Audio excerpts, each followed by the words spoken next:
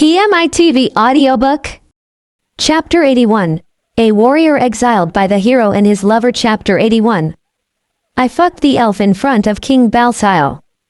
That face was the funniest thing I've ever seen. It's still funny now that I look back on it. In the end, I killed the king and the elf. It seemed like a waste to do so, but I don't have fond memories of elves, so I didn't feel like having her around. And that elf was too scruffy and unworthy of me, a hero. The surprise attack on Balsile was a success. It's not a success, it's a great success. We didn't take any damage. We got all the gold and I was able to test the power of the sword to the fullest. Oh, you haven't tried the armor. Lisa's words made my face twitch. To be honest, I wished I didn't have to deal with that pain. I don't want to use it if the sword is enough. Sane, may I make my next request? Wait a minute. I'm your lord, right? Why do I have to be the only one doing homework? It's a publicity stunt. You need the world to know how strong a hero who can command demons is, right? Of course, it would be nice if I did that, but I think that would only make the Demon King more fearsome. I feel like I'm being physically used, but Lisa is right. There is no point if they do not fear me who will be the one to rule the demons. Also, you can't level up just by being in the castle. Although I've already surpassed Toru, I can't relax yet. I have to beat him by a large margin. I will prove to him that I am better than him in every way. Can you hear me, Sane? Yes, where do you want me to go now? I was wondering if you could help me destroy some Dark Kingdom countries. You want me to destroy the countries of this place? According to Lisa, not all demon races cooperate with the Demon King. In fact, there are only a few who are devoted to Lisa. There are some countries that declare themselves neutral, and there are even countries that are thinking of getting rid of it. It's stupid. Disobeying Lisa is the same as disobeying me. The hero and the Demon King have allied, so they should get down on their knees and rejoice. It is not only the human side, but also the demon race is full of fools. Toru and his friends who have been given the task of assassinating me will surely pass through one of those countries. I have no doubt they would help them infiltrate to the castle. And why don't you ask the guy who sees the future to tell us where Toru is? Just like it happened when we were kids. It takes a long time. We have to wait about a month to get results. I will not let our situation change while we wait. As she thinks, it is not a viable option. If that is the case, it is more practical to crush the rebellious demons and take control of the Dark Realm. You will have to address the 3 countries that Toru can visit. Can I take the soldiers? Of course. Am I going to command the army? It looks like I can do whatever you want. Cuckoo. And make sure Asmodeus is the last one. Why? There's a warrior there named Mugen. You may not stand a chance against him. He is the former general of former Demon King who defeated 2 heroes. Is it stronger than Lisa? It's inferior to me, but it's not simple. It must be very powerful for Lisa to respect someone inferior to her. But it will be dead in no time if I can manage it. By the time I get there, I will have improved a lot. Ha ha ha ha ha ha, I won. The palace was on fire, and I showed the king's head to the soldiers. It made me feel really good to be a demon warrior. Outside the palace, my army was surrounding the enemy soldiers. I am now done with 2 countries. All that remains is the kingdom of Asmodeus. My level also rose rapidly, reaching 150. With the power of my sword and armor, my level can reach 315. Finally, he had reached a level that Toru could not reach. I feel sorry for the guy who prides himself on having 200. Kukiku. Let's quickly finish with Asmodeus and make a triumphant return to the castle. Ugh. I was kicked and rolled on the ground. What's the matter, hero? The last 2 heroes were tougher than you. I'll kill you, you old bastard. If you can do it. I used the power of my armor to level up to level 315, I launched many attacks aiming for his neck, but Mugen dodges it easily and hits me with his sword. It was a direct hit and I was knocked down on my back by a large tree and vomited blood. This guy is a demon swordsman with a rare ability. You're nothing compared to Toru. Where did you hear that name?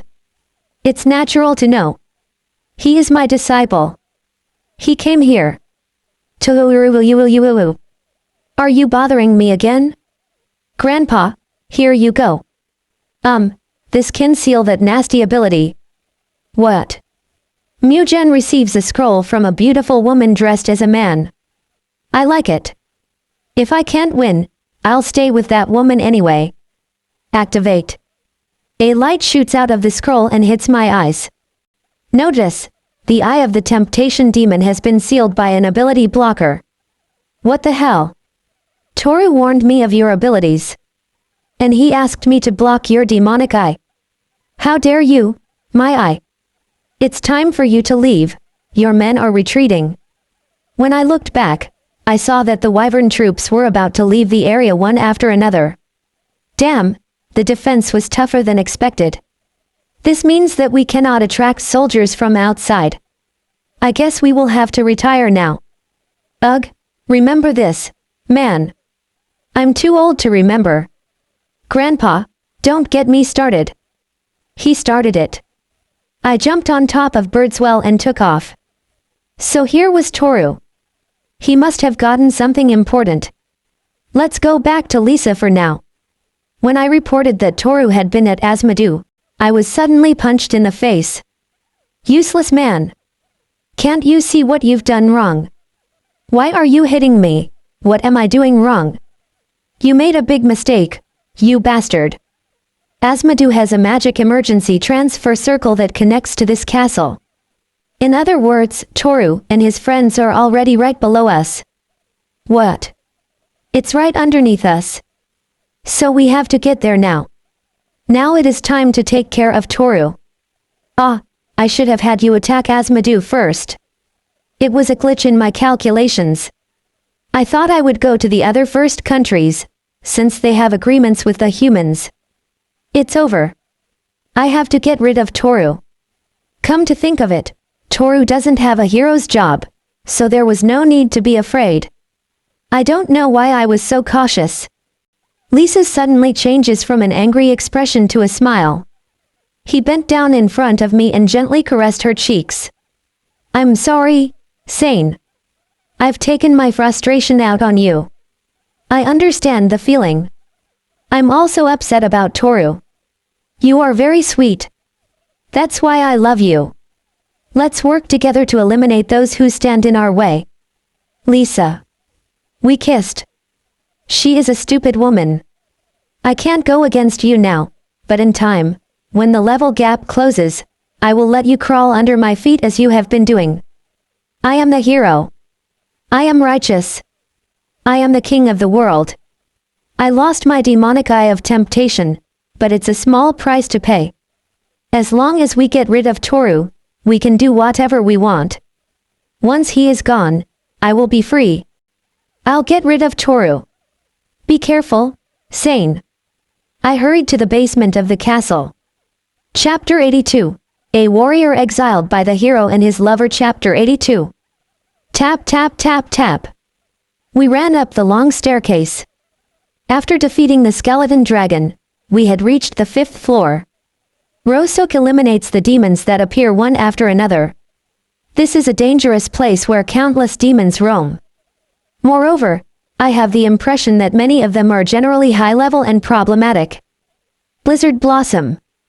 Kaed's magic freezes the poison moth and the fiery ghost. Frau quickly smashes them with her hammer. QI. Panda, strengthened by the Mega Boost, hits a Minotaur. The enemy was thrown against the wall and fainted from the impact. He is not as strong as Rosuk, but Panda seems to be able to fight if he puts his mind to it. However, he can only take on one at a time, so I can't leave him exposed for too long. Our current level is this. Toru 305 310. Kaed 315 335. Frau 328. I was completely outclassed. However, thanks to my jobs and skills, I don't feel much difference. I also have the swordsmanship technique I obtained from Mugen's grandfather. Overall, I am still stronger. We continued down the hallway, trusting the map, and came out into a large dome-shaped room. Boo-hoo. There was a large monster in the center of the room. It was 5 meters tall, with bulging musculature and attention-grabbing red hair. On its head was a set of thick horns, and in its right hand hung an iron ball with a chain. Great Minotaur, a superior species of Minotaur. When it saw us, it roared furiously. Boom boom boom boom. The iron ball is coming towards us, dodge it. The Great Minotaur throws the iron ball lightly. We managed to dodge it quickly, and split into 3 different directions in the room to confuse the Great Minotaur's aim. Gerera. The iron ball is yanked back by the chain at a great speed, and as it swung in the air, it aimed at the place where Kaed was. Frau-san. Got it. Frau hits the enemy with her hammer from the side. The Great Minotaur coughed blood as it was slammed backwards against the wall. Immediately, Kaed cut off its right arm with a wind blade. Still, the enemy roared with exposed fangs, dripping blood. I then buried my sword in its heart. The terrifying-looking Great Minotaur extends its left arm toward my head. After piercing its chest with my sword, I cut its head in half. Master, you have blood on your face. Thank you.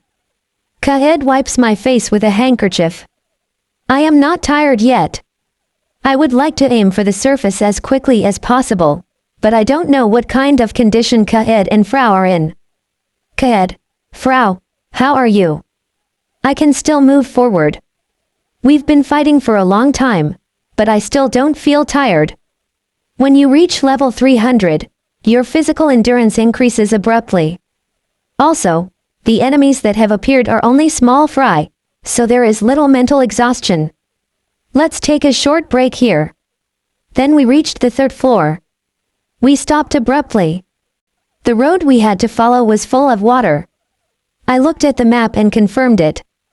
It looks like we'll have to follow the channel for some distance from here. Is there no way around it? That's what I was thinking, but it's the only way up. Hey, so do we have to go in the water? There must be a monster in there. I'm sure there is. This path is too long. Besides, it is the only place that is connected to the surface. It would be crazy not to place a powerful demon here. Then the last guardian is here. Panda, Rosuk, can you keep up? QI. Sha. The 2 beasts shake their heads in disgust. Apparently, water is not their forte. Well, it's the perfect time for Shark Boy to get in on the action. I had Panda and Rosuk re-enter the seal and brought out Shark Boy. Glup glup. Little friend, there's a mighty monster in these waters, so I'd like to ask for your help. Glub. Can you do it? Shark Boy turned his face toward us after going a little further, as if to say, leave it to me. The water was light green. We swim while following Shark Boy. Thanks to Kaed's magic, we can see underwater, but visibility is not very good. For the moment, there is no need to worry about breathing as we have the underwater breathing scroll, but since our movements are not optimal underwater, we will not be able to react as fast as usual under a dangerous situation. Kaed tapped me on the arm. There seems to be an enemy ahead. Shark Boy also noticed and became alert. A large object is approaching ahead. It moved very slowly and wriggled his body like a fish. I know what it is. I saw it once. It was covered in blue scales, and there were membranes on its arms and legs. It had a dorsal fin from head to tail and a catfish-like beard around the mouth.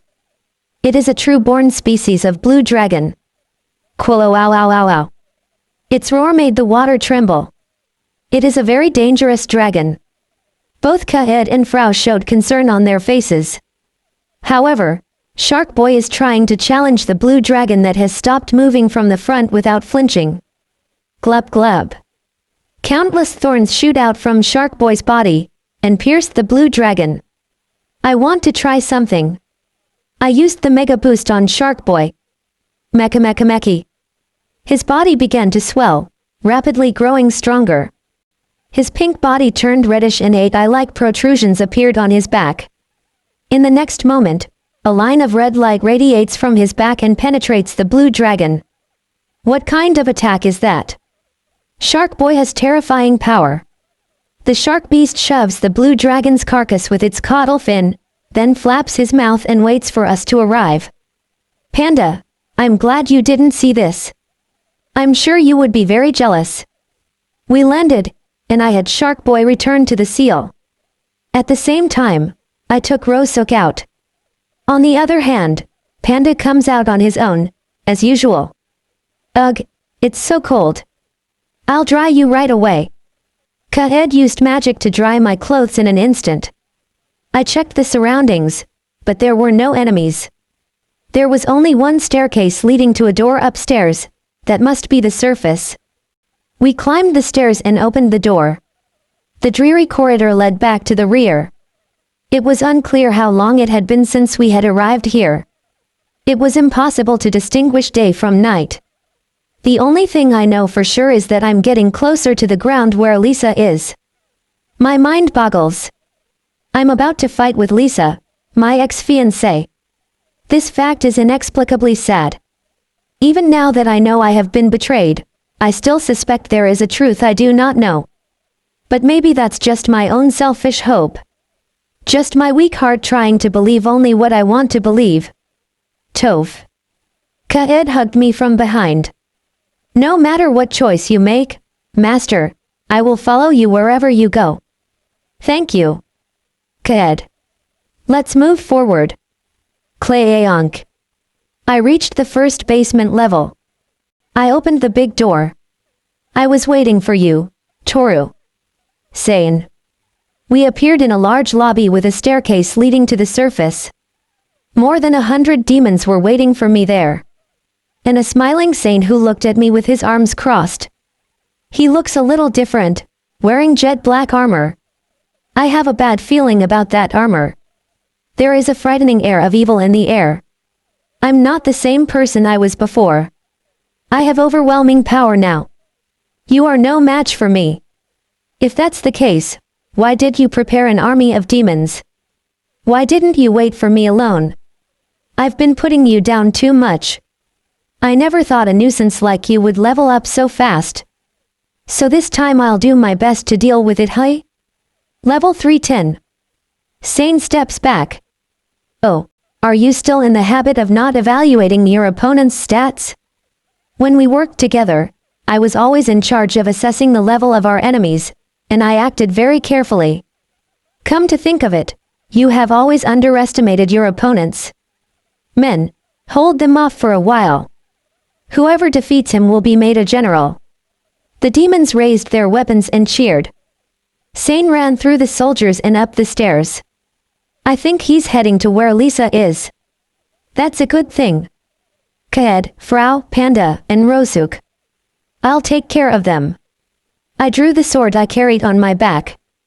Chapter 83, A Warrior Exiled by the Hero and His Lover. Chapter 83. Kaed gently shakes her fan. Cold air spread under my feet and made countless ice sculptures out of the demon soldiers. She spun her second fan and created a strong gust of wind. The ice sculptures shattered into 1,000 pieces and the remaining demons scattered in great fear.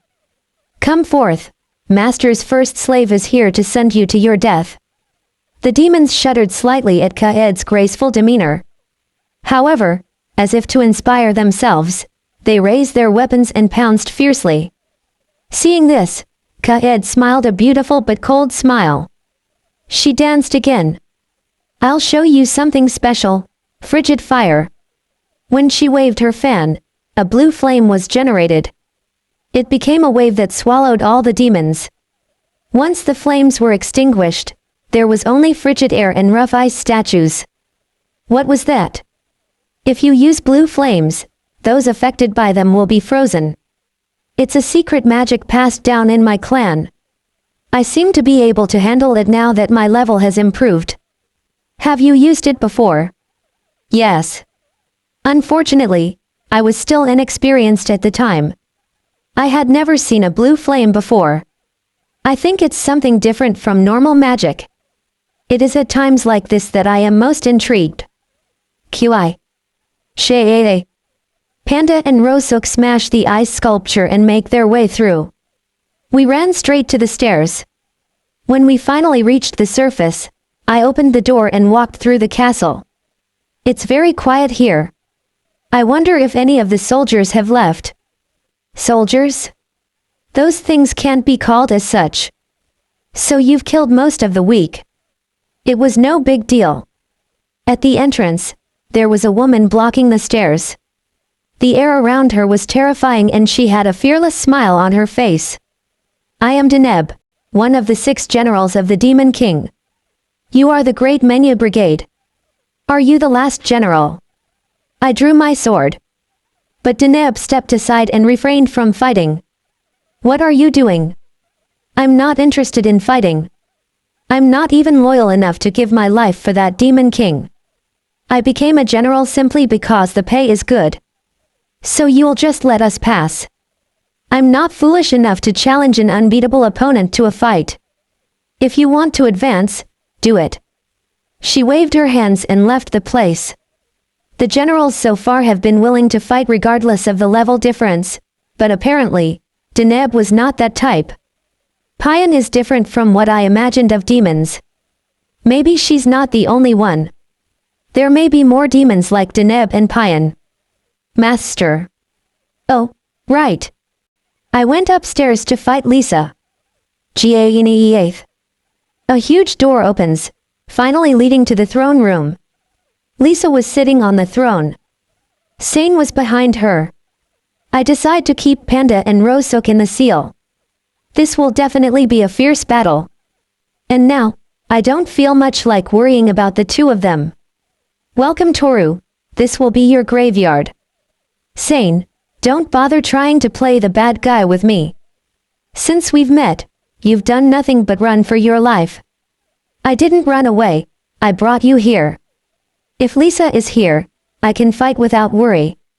I can't trust those soldiers with my back. Sure. You're certainly a useless hero. Cool.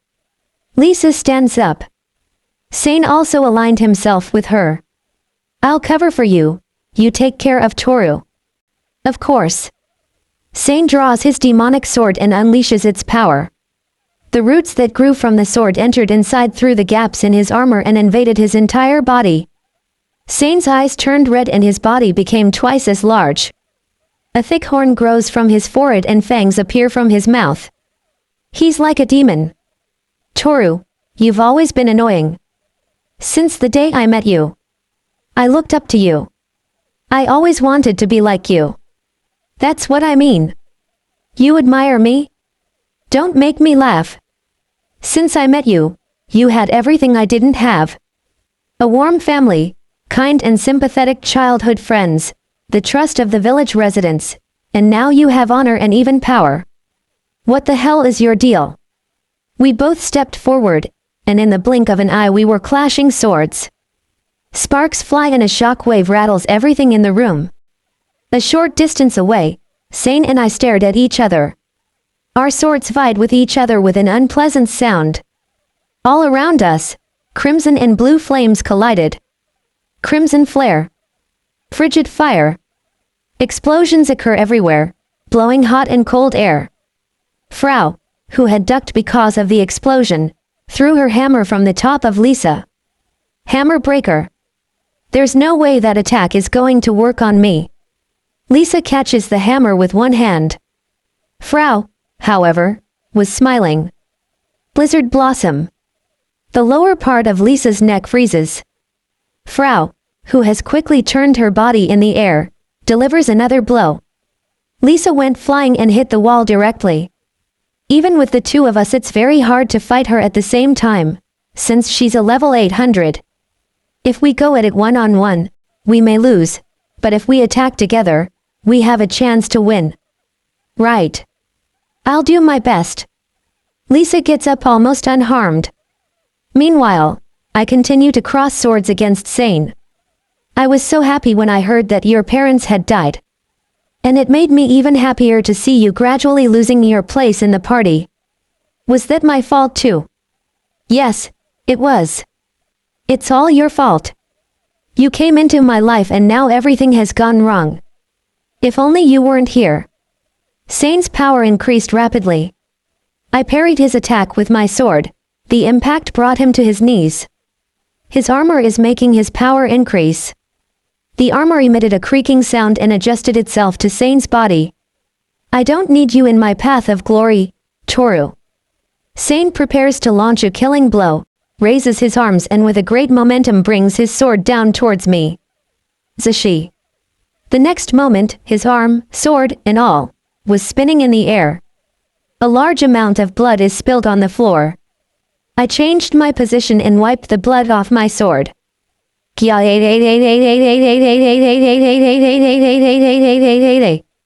My arm.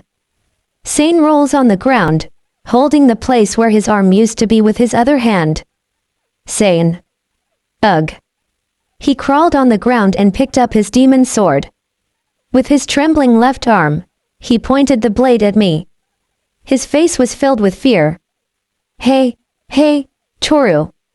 I'm sorry for everything I've done. Please forgive me. We're best friends, right? This was a mistake. The village elders always said that mistakes happen. Don't you think the same thing? I will change, I promise. So let's make peace.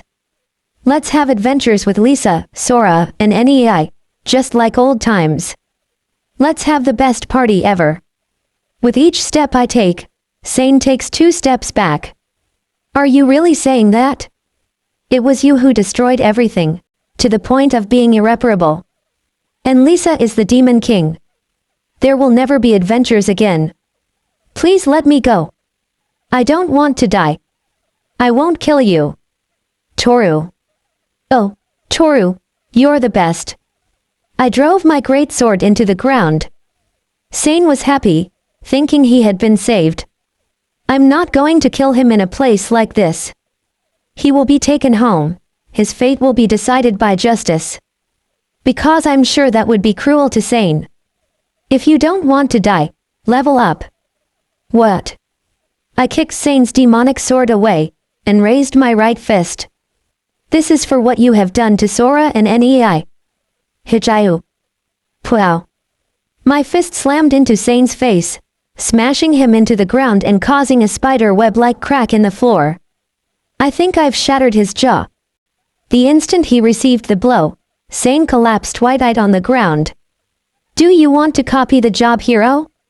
Yes/no. I selected yes to copy the Sane job. Bagoo. Psu. An explosion sounded. Frau and Ka-Ed were thrown out. The two then roll on the ground but quickly get up again. TCH. He was already defeated. He was useless after all. I can't see any noticeable damage to Lisa. As expected of a level 800 Demon King, she isn't even bothered by Frau and Ka-Ed's onslaught. I step forward and activate my fighting style against Lisa. Lisa, let's finish. Fufu, what are you talking about? You still think you are my boyfriend? You and I didn't even start in the first place. I'm not saying that. I'm saying let's finish this fight. Oh, yet. Whatever. She points her wand at me and unleashes her magic. However, I instantly slashed the flames with my greatsword. No way, you cut my magic. Lisa grew wary and took a step back. Let's begin, the final battle. Chapter 84, A Warrior Exiled by the Hero and His Lover. Chapter 84. A powerful blast of fire magic comes out of Lisa's wand. The energy, which looks like a dragon's breath, passes over us. The heat burns my skin. If I expose myself to it any longer, it is certain that I will suffer great damage. We split up and ran around the room while avoiding the attacks. Icy fog. Ka-Ed's magic drastically lowered the temperature inside the room. However, Lisa immediately uses magic to raise the temperature back up again. Hammer breaker. As Frau's hammer came down, Lisa reflexively dodged it. Taking advantage of Frau's attack, I sneak up on Lisa to deliver a killing blow with my sword. A screeching metal sound resounded. My sword was blocked by her wand. Lisa, what is your purpose? Didn't I tell you? To dominate the world. I will make this place mine. I will kill your friends, and you will watch how I play with their lifeless bodies, how my pets will eat their flesh, and then I will make this world a place of pain and suffering, a beautiful amusement park of agony. I don't understand. Well, that's because you are boring. Lisa stepped back. Then she released a fireball the moment she hit the ground. I cut the ball with my sword and attacked Lisa again. You're so annoying. Just die already. A scorching heat emanated from Lisa and caused the throne room to explode. This situation is seriously dangerous. To protect Frau and Kaed, I keep blocking Lisa's attacks with my great sword. My skin is slowly burning, and my legs can't help but fall to the ground. At the same time, Kaed uses her healing wave, and the burned skin is quickly restored. The light around her dimmed and Lisa appeared, transformed. 2 horns grew on her head, and a purple pattern appeared on her face and legs. And in her hands she held 2 demonic swords. Sane was one of the few men to possess a demonic sword. Having such a weapon under his power, he could use it at his mercy, causing great power to be released that would grant him up to 50% level increase. This weapon in the hands of a powerful demon can increase their power by up to 90%. That is to say, with this, my level is now 1200. Ugh. I knelt down because of the pain caused by Lisa's attacks. If it weren't for Kaed's skills, I would have died. I knew there would be a level increase with the demon swords, but 1200 is a much higher number than I expected. Kaed, Frau, you guys leave me here. Run away. What are you saying, Master? Yeah, don't say stupid things like this. I am so happy to have met you, and to have had so many adventures. But it's time for you to be free, and live your lives as you wish. I cast a spell that the slaver taught me to cancel the slavery contracts. Kaed and Frau's master-slave contracts have just been cancelled. Now they are both free. They are no longer obliged to be with me. Thank you both, for everything. It was a lot of fun. My greatest pride and joy are my slaves. They were very charming and great company. I only want you to survive. Nothing else matters to me in this life. I will sacrifice myself for your sake, and your future. Flaws. I was slapped on the cheek. No. I promised my master that I would be with him forever and ever. That's what the master told me that day when he fed me sweets. Kaed was crying. The gentle and always smiling Kaed. She was angry with me from the bottom of her heart. I will fight. Not because I am a slave, but because this is my will. I will follow Master Toru to the end. Even if I should die, I won't regret anything, so please don't tell me to walk away from you. Kaed. My cheek, which she had struck, was hot. I did not suffer any damage as such, nor did I feel pain, but psychologically, it did hurt. Look, Kaed is crying because my lord said something horrible. You don't always have to think about everything yourself. You're not alone. We're not with you out of obligation. How did you know I thought that? It is because Frau is the Lord's slave. I know you very well. If I ever run away from a place like this, everyone in the village will throw stones at me while saying, "This silly tulip table. She's a disgrace." What is a tulip table? I still don't understand fairy insults. But I understood that the 2 of them were determined to share my fate. This makes me very happy. I feel like I'm getting stronger and stronger. After all, I don't want to die. I still have a lot of things I want to do. Haha, I don't know what I was thinking. This character isn't like me. Have you said goodbye yet? Thank you for waiting, Lisa. Okay. Seeing your face in a state of utter despair was something I would have enjoyed, but I see you decided not to leave, so. First, I'll hack off the fairy's limbs. With astonishing speed, Lisa turns to Frau. But I quickly blocked her attack and our swords clashed again. Meanwhile, Kaed unleashes all her magic. Lisa dodged each attack with great grace, and switched her target to Kaed as soon as she landed on the ground. The moment her foot touched the ground, she propelled herself with the intention of killing Kaed. I won't let you die. I wielded my sword and lunged toward Kaed to block Lisa's attack. Lisa changed her target and aimed her attack at me. Our swords clashed, generating sparks and a screeching sound. It doesn't make sense. I'm sure you've leveled up a bit, but why is your power the same as mine? That's because I have the hero's job. That's impossible. The hero should be sane. With a pale face, Lisa takes a step back. Lisa probably doesn't know that I can copy people's jobs. The hero's job has the ability to reduce the Demon King's level down by 1 per second. Of course, this is a temporary effect. But it goes without saying how scary it is. It has been almost 5 minutes since the job was activated. Actually, as I was talking to Kaed and the others, Lisa's demotion had already begun. To be honest, I thought it would be hard to fight while I was putting it down, but thanks to Lisa giving me some time, the situation improved a lot. Lisa's current level is about 900. On the other hand, my level is 868.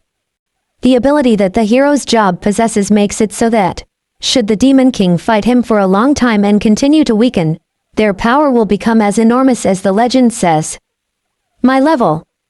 What's going on? We're almost equals now. I thank you for letting your guard down. To a great storm of clashing swords has begun. I used all the moves and skills I learned from Lord Mugen, and head-butted Lisa. Agoo. Frigid fire. The blue flames emitted by Kaed caused Lisa's body to freeze.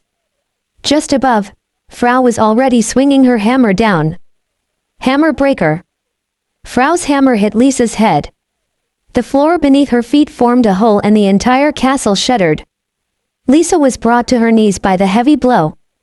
His forehead was dripping with blood. I made the mistake of underestimating you as a foolish, good-natured warrior. I admit it. Toru, you are the right man for me. Will you leave sane to be with me again? Yeah, I've been thinking about it. I've always thought you deserved to be a hero more than that stupid bastard of a man. I know you're angry, so I'll do anything to apologize. I'm willing to marry you, as I had promised. Sweat dripped from Lisa's forehead. Meanwhile, her level continues to drop. Kaed and Frau block any escape routes. She was surrounded by us and seemed impatient. Then let me see the ring I gave you when I proposed. Hey, yeah, I'll show you now. Lisa shows me the ring on her finger. That's the ring Sane gave you. Yeah, well, you know. Did you forget that you threw my ring on the ground? After leaving the tavern, she had thrown the ring far away in the meadow. That's why you obviously wouldn't have it. Another minute passes. Lisa's level is now 840. Now my situation and hers are reversed. Forgive me, please.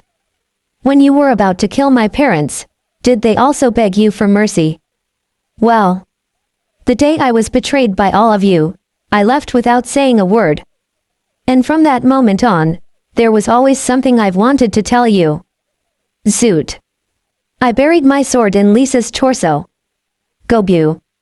I mumbled the same words Lisa had said to me that day. Goodbye, Lisa. Chapter 85. A warrior exiled by the hero and his lover. Chapter 85. The throne room is solemn and filled with silence. On his throne, King Armand looks at us.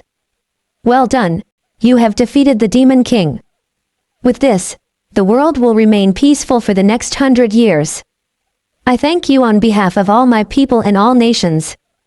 I just did what I wanted to do. The king smiled and nodded at my words. I would also like to thank you for bringing back the traitor Sane. That man, of all people living and gone, attacked the capital of Balsile, killing and plundering the king and many others. The kingdom of Balsile had demanded that he be delivered alive. My country. I dared to hide this information to prioritize the demon king's death. Sane was also a hero, and I thought it would be difficult to capture him, but now that title no longer belongs to him. Menya Brigade. He leaned slightly toward me. I guess he was apologizing for keeping an important report from me. I was certainly surprised, but not that surprised. Although it was my country, I lived in a small town in the countryside. The attack on the capital seemed like a story from a distant land. I never met the late King Balsile.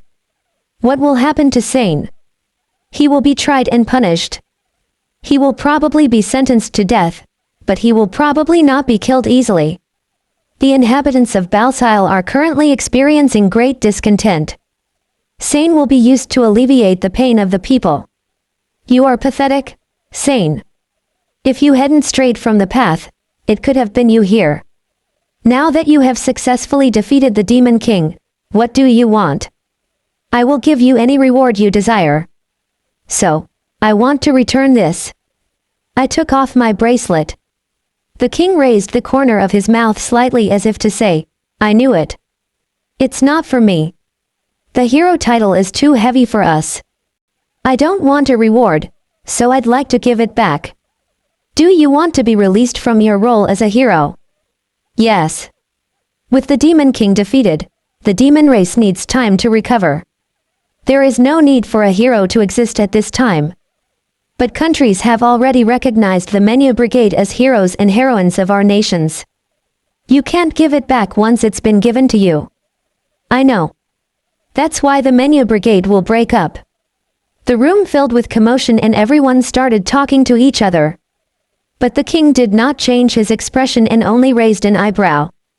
Perhaps they had already anticipated this event.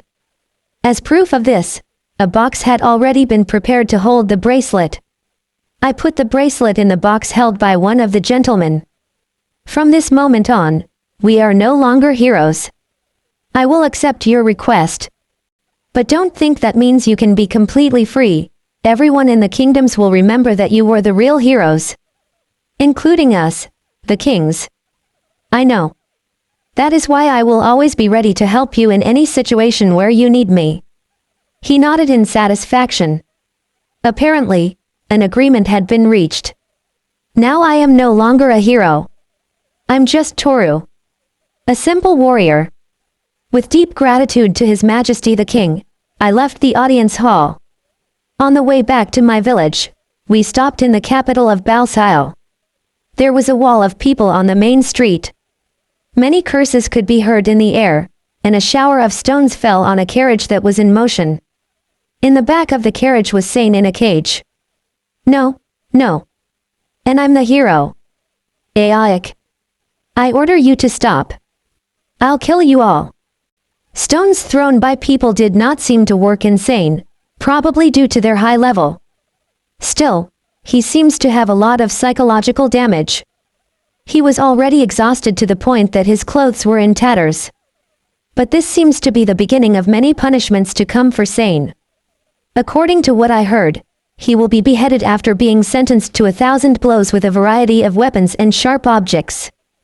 He will be punished by drowning with water, he will be stabbed with needles all over his body, and he will be branded with metal objects set on fire.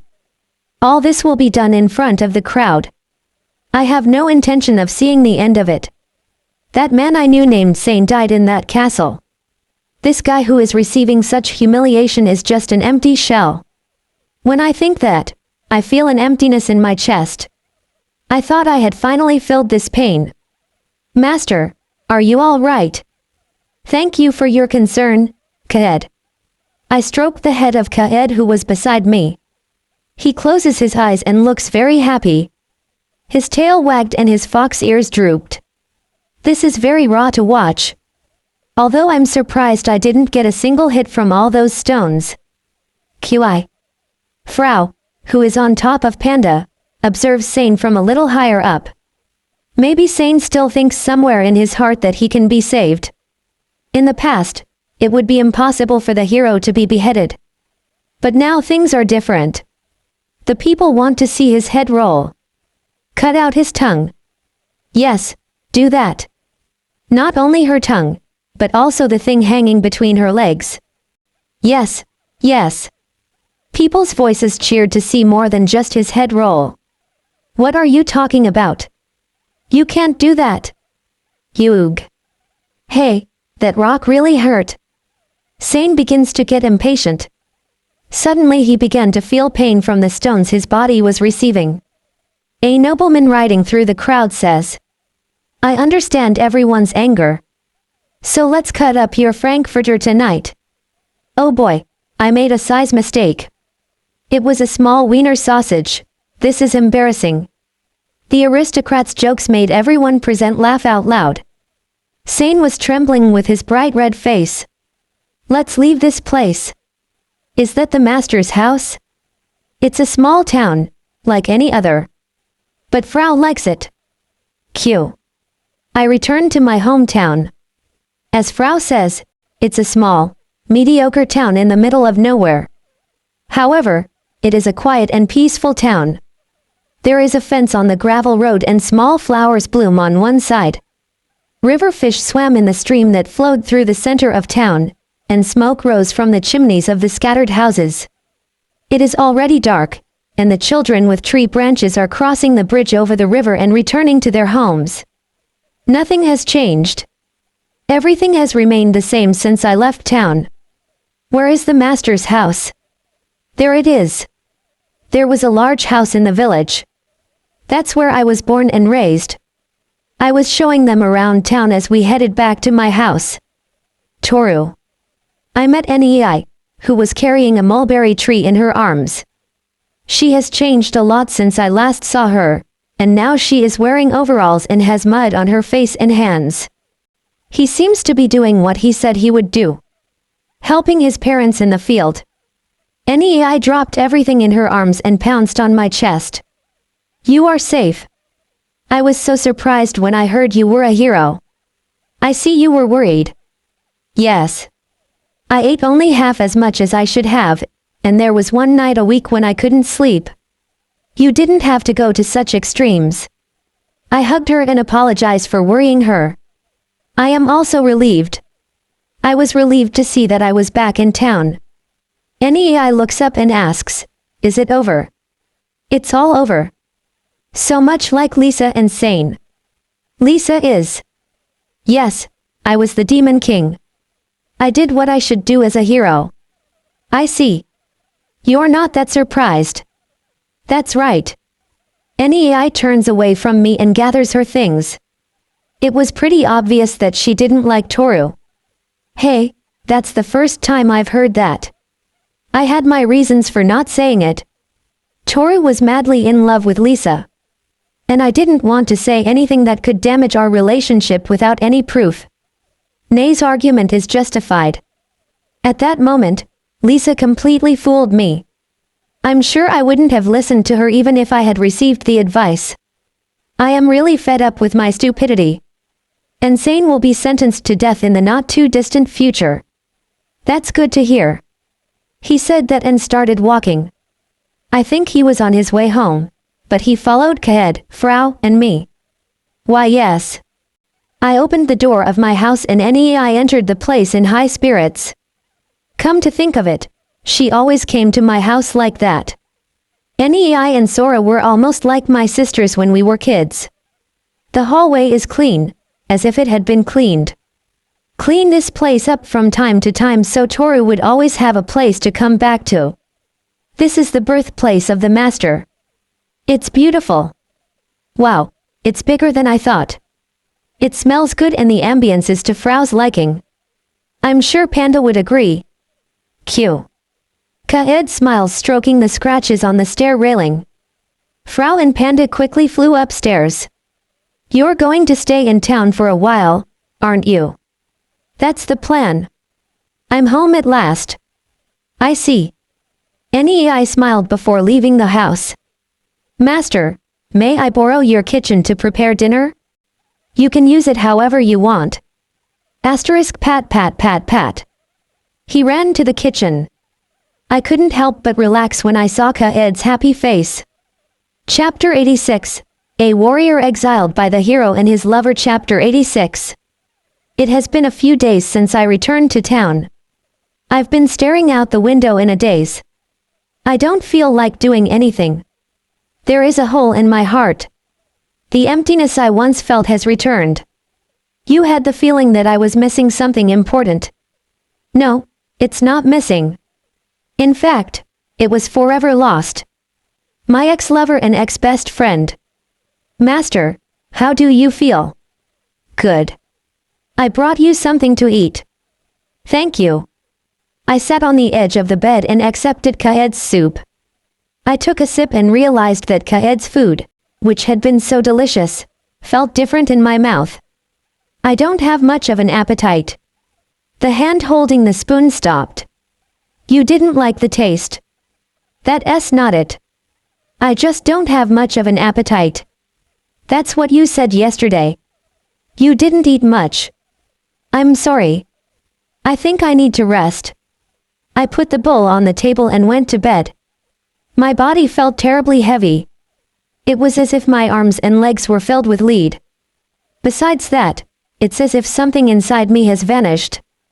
Master. Kaed puts her hand on my forehead and uses her healing waves on me. The emptiness seemed to fade a little. Her hands are warm. Hello. Nei-san. Nei came into my room. She comes to see me from time to time, whenever she's free.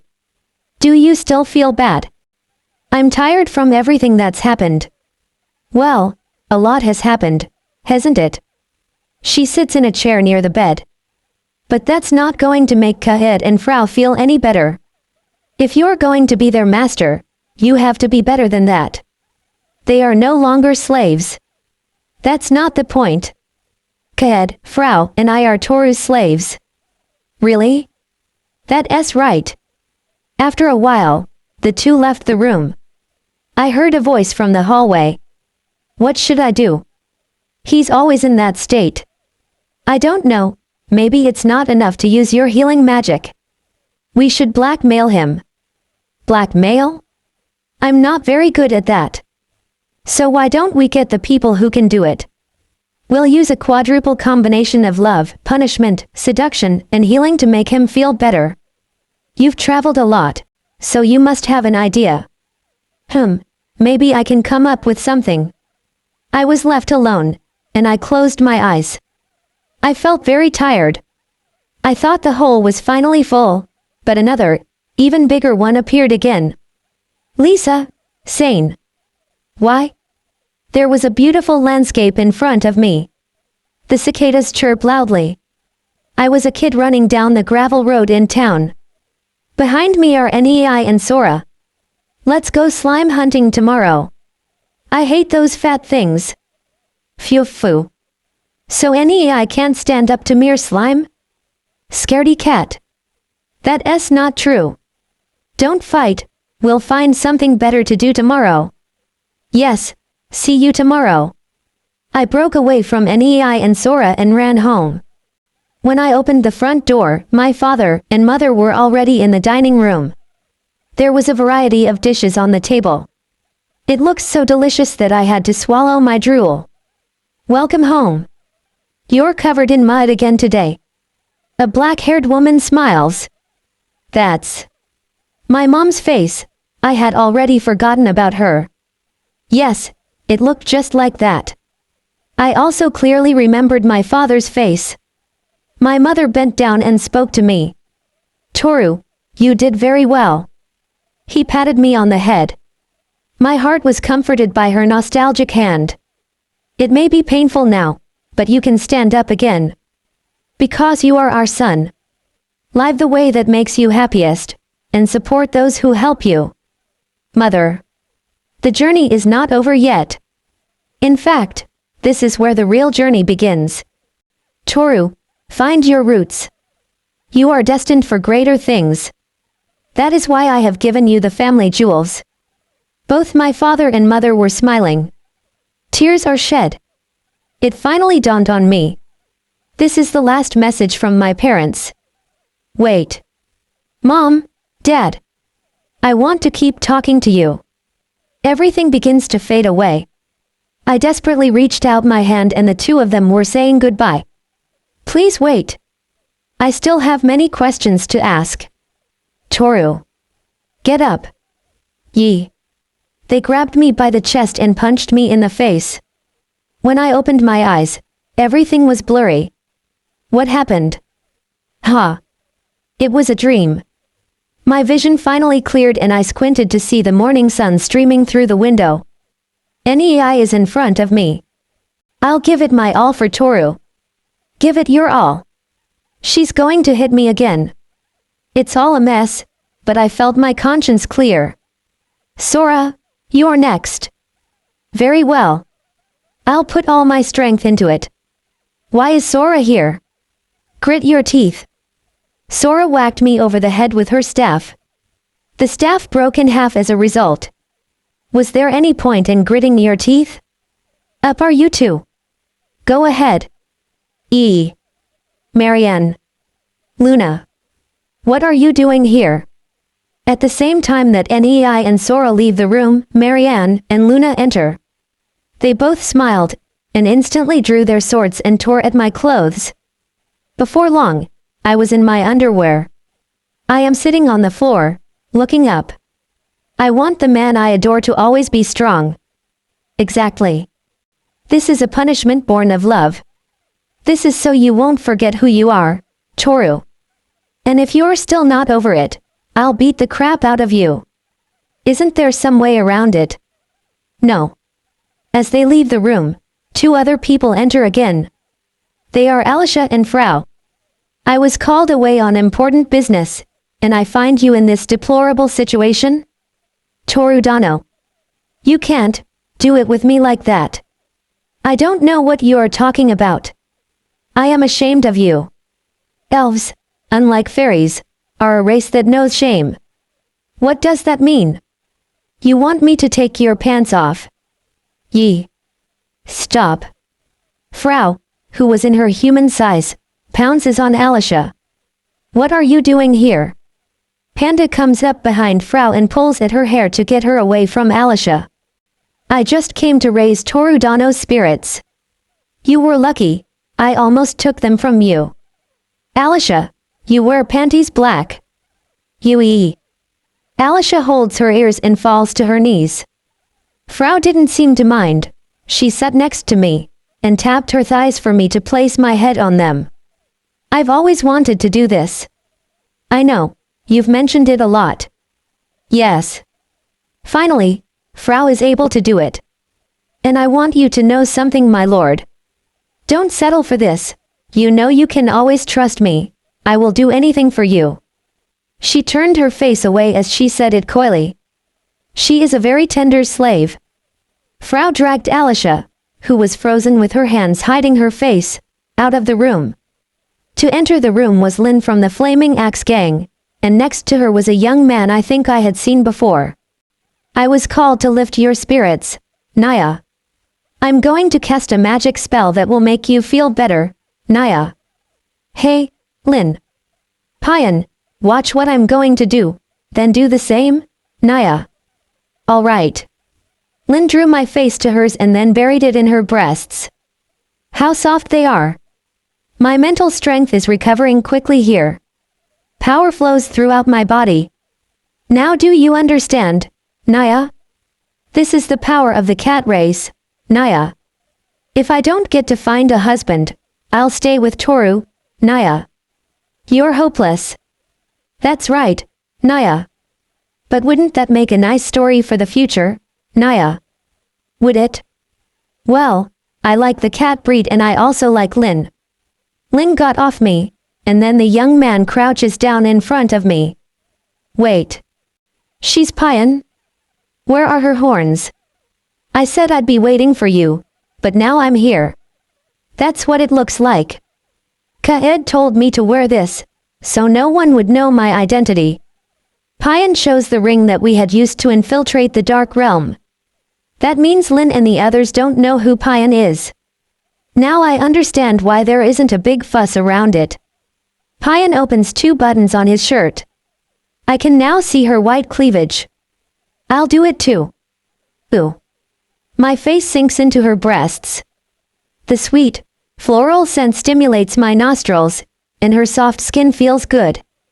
In addition, my energy increases sharply. Involuntarily, my nose bled a little. I'll be waiting for you. Come visit me. Yes, I promised I would. Yes. My grandfather and I can't wait for you to come. Lin and Payan leave the room. The last person to enter the room was Kaed. I'm glad you're feeling better. It was worth it to bring them all here. So you did this? Yes. I flew all over the countries last night with Frau San. Thank you for doing this on short notice. Kaed lay down on my bed and placed her head on my thighs. I stroke her soft, silky white hair. Her eyes were closed and her white eyelashes swayed pleasantly.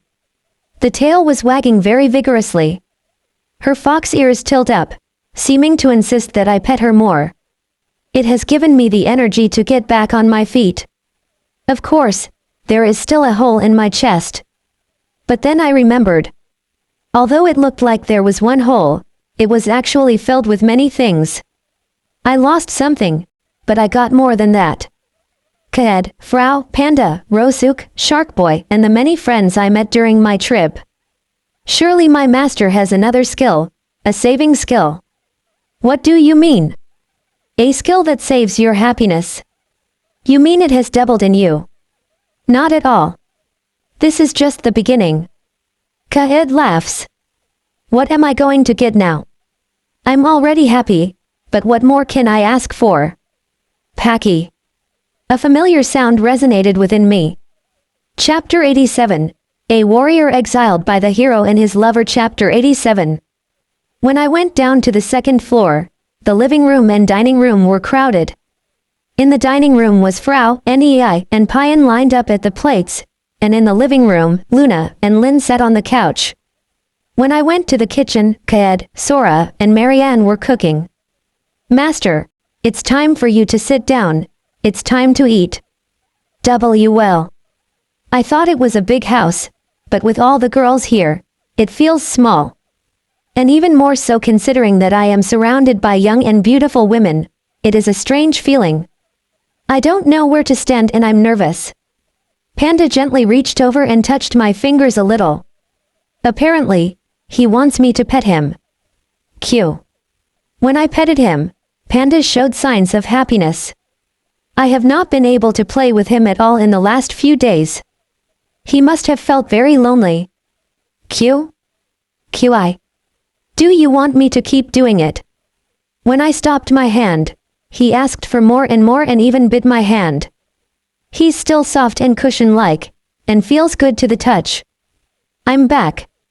Alicia has just entered the house. He went into the dining room and took a seat. Where did you go? I went for a walk. I wanted to see what the human village is like. By the way, is this your first time out of your village? This is a small, ordinary town, so there's nothing special about it. Well, it didn't seem to be much different from the one in my village. Alicia continues to speak, but I would be lying if I said this is not a special place. I feel that there is a great and powerful spirit in this land, and that the reason it is so rich in nature and so peaceful is because it protects us. Spirits? Are they here right now? I'm afraid I can't see them. But I'm sure there are many such spirits in your village. I decided to use my dragon eyes. Countless translucent birds, fish, lizards, and rats appeared around me. They noticed my gaze and scattered out of the room. What I just saw are spirits inhabiting the village. I didn't know I was surrounded by so many spirits. A land guarded by spirits brings many blessings. It is said that a spirit of high rank can even protect the people who live there. I recognize just how wonderful the land where you were born and raised in is, Torudano. Hey, I guess that's why the crops grow faster. Nei, who brought a plate, joins the conversation. As I recall, this town certainly yields crops quickly. There have been few losses in crops and production has remained stable. Nei sat in a chair and propped her head up on both her hands. This place is believed to be ruled by a powerful earth spirit. If there's a magical vein nearby, it's almost certainly huge. It's amazing that Alishan knows so much about us. I wish I was like one of you, smart, young and handsome. I'm the one who's jealous. I wish I was childhood friends with Toru Dano, although having so many rivals makes everything not so rosy. I totally agree with that. I never imagined that so many women would appear and Toru would be so popular. I had enough with Kaed and Frau, but I don't think I'll have a chance anymore. Nei and Alisha let out a sigh together. Apparently, they get along well. Although they have different personalities, I think they understand each other perfectly. Just then Kaed arrived. Well, it's time for us all to start eating. I've been waiting to hear that. Frau, please wait until everyone is seated. I know, I just wanted to take a bite. Frau runs away from Alisha. That doesn't look like a bite. In fact, every time I saw Frau, her mouth moved strangely. I think she just couldn't take it. Zaku. Today we decided to help Nei in the field. Farming after a long time is not so bad. Hey, Toru, when you're done with that, come over here. I'm still not used to this. Don't complain. Everyone is doing the best they can. That's right. Work quietly. We followed Nei's instructions and moved on to the next task. This is the field that Nei's family owns. It has the largest area in town. And it wasn't just Nei and I, but also Marianne, Luna, and Payan. It's good to touch the earth once in a while. It's a good way to relax the body. Exactly. It's nice to see the vegetables ripen. Yes, it might be a good idea to grow some vegetables when I get back to the mansion. I agree. Maybe Luna should ask her father to give her part of the garden. Speak for yourselves. I'm not good at planting or raising animals. I doubt I can handle this. There were 3 beautiful women in overalls kneeling digging in the ground. One was royalty and 2 were nobility. No one would imagine that these girls behind those clothes are extremely beautiful and classy. As for me, I am grateful for keeping busy and not torturing myself with unnecessary thoughts. I finally got my energy back. I don't want to spend the whole day asleep again. Ah. A white, round object suddenly hits my face. Then, a long thing like a snake encircled my body. QI. Shei. So it's you guys. It was Panda and Rosuk. I let them play outside, but they got bored and came back. I even left Shark Boy in a pond not far from here. A sign suddenly appears in my field of vision. Notice, skill savings have been repaired. It seems that all my saving abilities have finally been repaired. When will it break next? Come over here, it's time to harvest these. Nei called us to a fruit field. There, bright red tomatoes and dark green cucumbers hung lushly in the air. They look delicious. Well, our vegetables are the best in town. Let's gather them quickly, it's almost time to eat. With baskets in hand, we all rushed to pick the vegetables. The tomatoes we plucked were so bright you could reflect the light off of them. When I bit into one, it was very juicy and had a strong sweetness to it. Hey, don't eat them. Hey. Nei saw me. You got me. Not just me, but them too. When I looked next to me, I saw Payan and Luna biting into a tomato each as well. So it was my fault? It cannot be avoided. The tomatoes here looked incredibly delicious. Hey, I brought lunch. But what are you eating? And why don't you give Frau? Frau flew to us and stole a tomato from Payan. Master, I brought you lunch. Thank you. Kaed waved at me from afar. Behind her were the other girls who helped her cook. Now I can finally take a break. Well, the job was almost done, but when it comes to NEI, she gets really obsessed with the work. She's kind of like a demon of agriculture. You can't get away from her easily. Kaed-san, you are a very good cook. It's all thanks to Urara-san who taught me. Although I still have a lot to learn. Sora compliments Kaed on her cooking skills. Today she prepared a sandwich for lunch, but as is common with Kaed's meals, it doesn't look good. But contrary to its appearance, its taste is out of this world. As she ate, Lin said, its taste doesn't match its appearance. Speaking of which, I haven't seen Marianne's maid. I wonder where she is? She used to always be by her side. I decided to ask Marianne about it.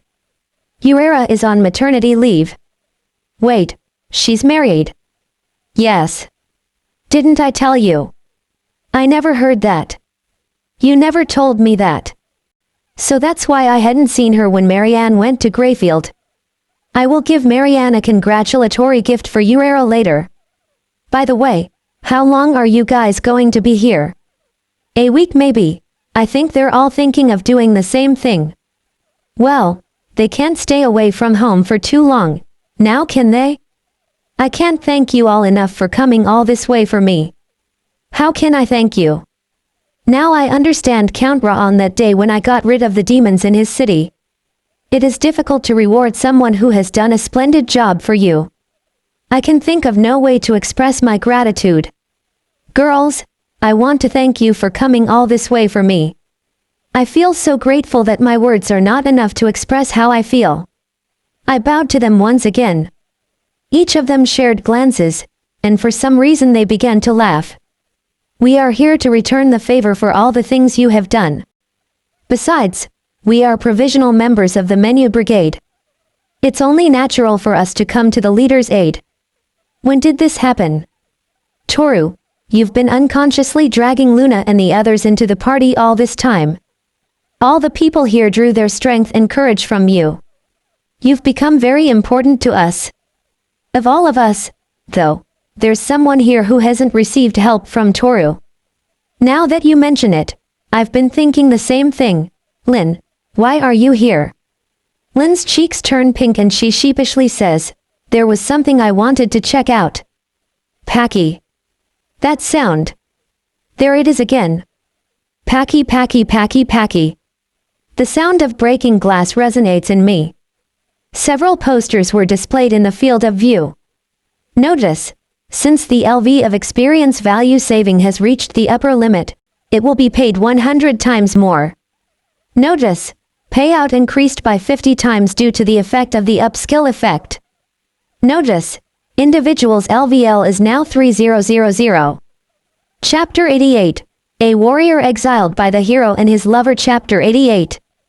Chapter 88, A Continuous Battle. Level 3000? Has this thing gone crazy?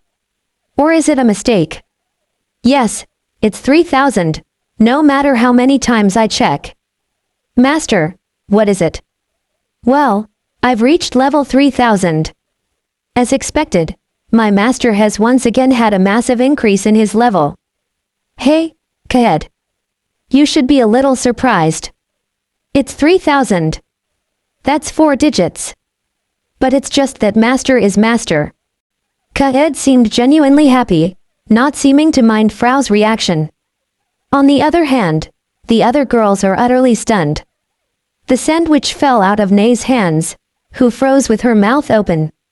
Toru-kun, being level 3000 is no joke. This is serious. You've done it, Toru-dano. The gods of the forest love you. I've never heard of a level 3000. They don't just love you, you're their favorite. Lin, Alicia, and Luna started to make a fuss. Meanwhile, the other girls showed no astonishment. That's our Toru-sama. That's Toru. It's Toru after all. That's right. With Toru, it can't be helped. What kind of reactions are those? It seems as if they have given up on me. Stop, don't look at me like that. Let's open my stats for the moment. Skills? It's getting more and more monstrous. I can no longer exercise my power casually. I at least have to master it until I can handle it perfectly. I would have preferred had all this force been unleashed when I was fighting with Lisa. If that had happened, the battle would have taken far less time than it did. Well, I can't complain about my skills. Master. Kaed offered me a mouthful of meat. For some reason she felt embarrassed and her face turned red. Well. I. Say Audot. What? I am your slave, I want to feed you. I gulped involuntarily. To be honest, I've never done this before. I have some experience, but this is my first time. I am nervous and my heart is pounding. The master's mouth is near my hand. The juicy chicken was delicious. The taste of the chicken was more than worth the effort it took to go through with this. What is this joy permeating throughout my body? Then, I was surprised. All the girls reached out and offered me a piece of chicken. It's not right to give Kaed special treatment, is it, Torudano? Yes. After that, I ended up eating a lot of meat. Thank you all. I really enjoyed it. Not only that, but these vegetables are delicious. We were on our way back from the farm. We carried a lot of vegetables. With all this, we won't have to worry about food for a while. Glub. Glub. I love cucumbers with salt sprinkled on them. The tomatoes are also fresh and would be delicious in a salad. Glub.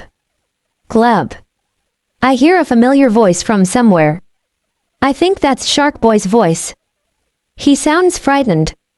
When I stopped by the creek, the kids had caught Shark Boy in a net. To curious children, the pink shark looked like nothing more than a toy.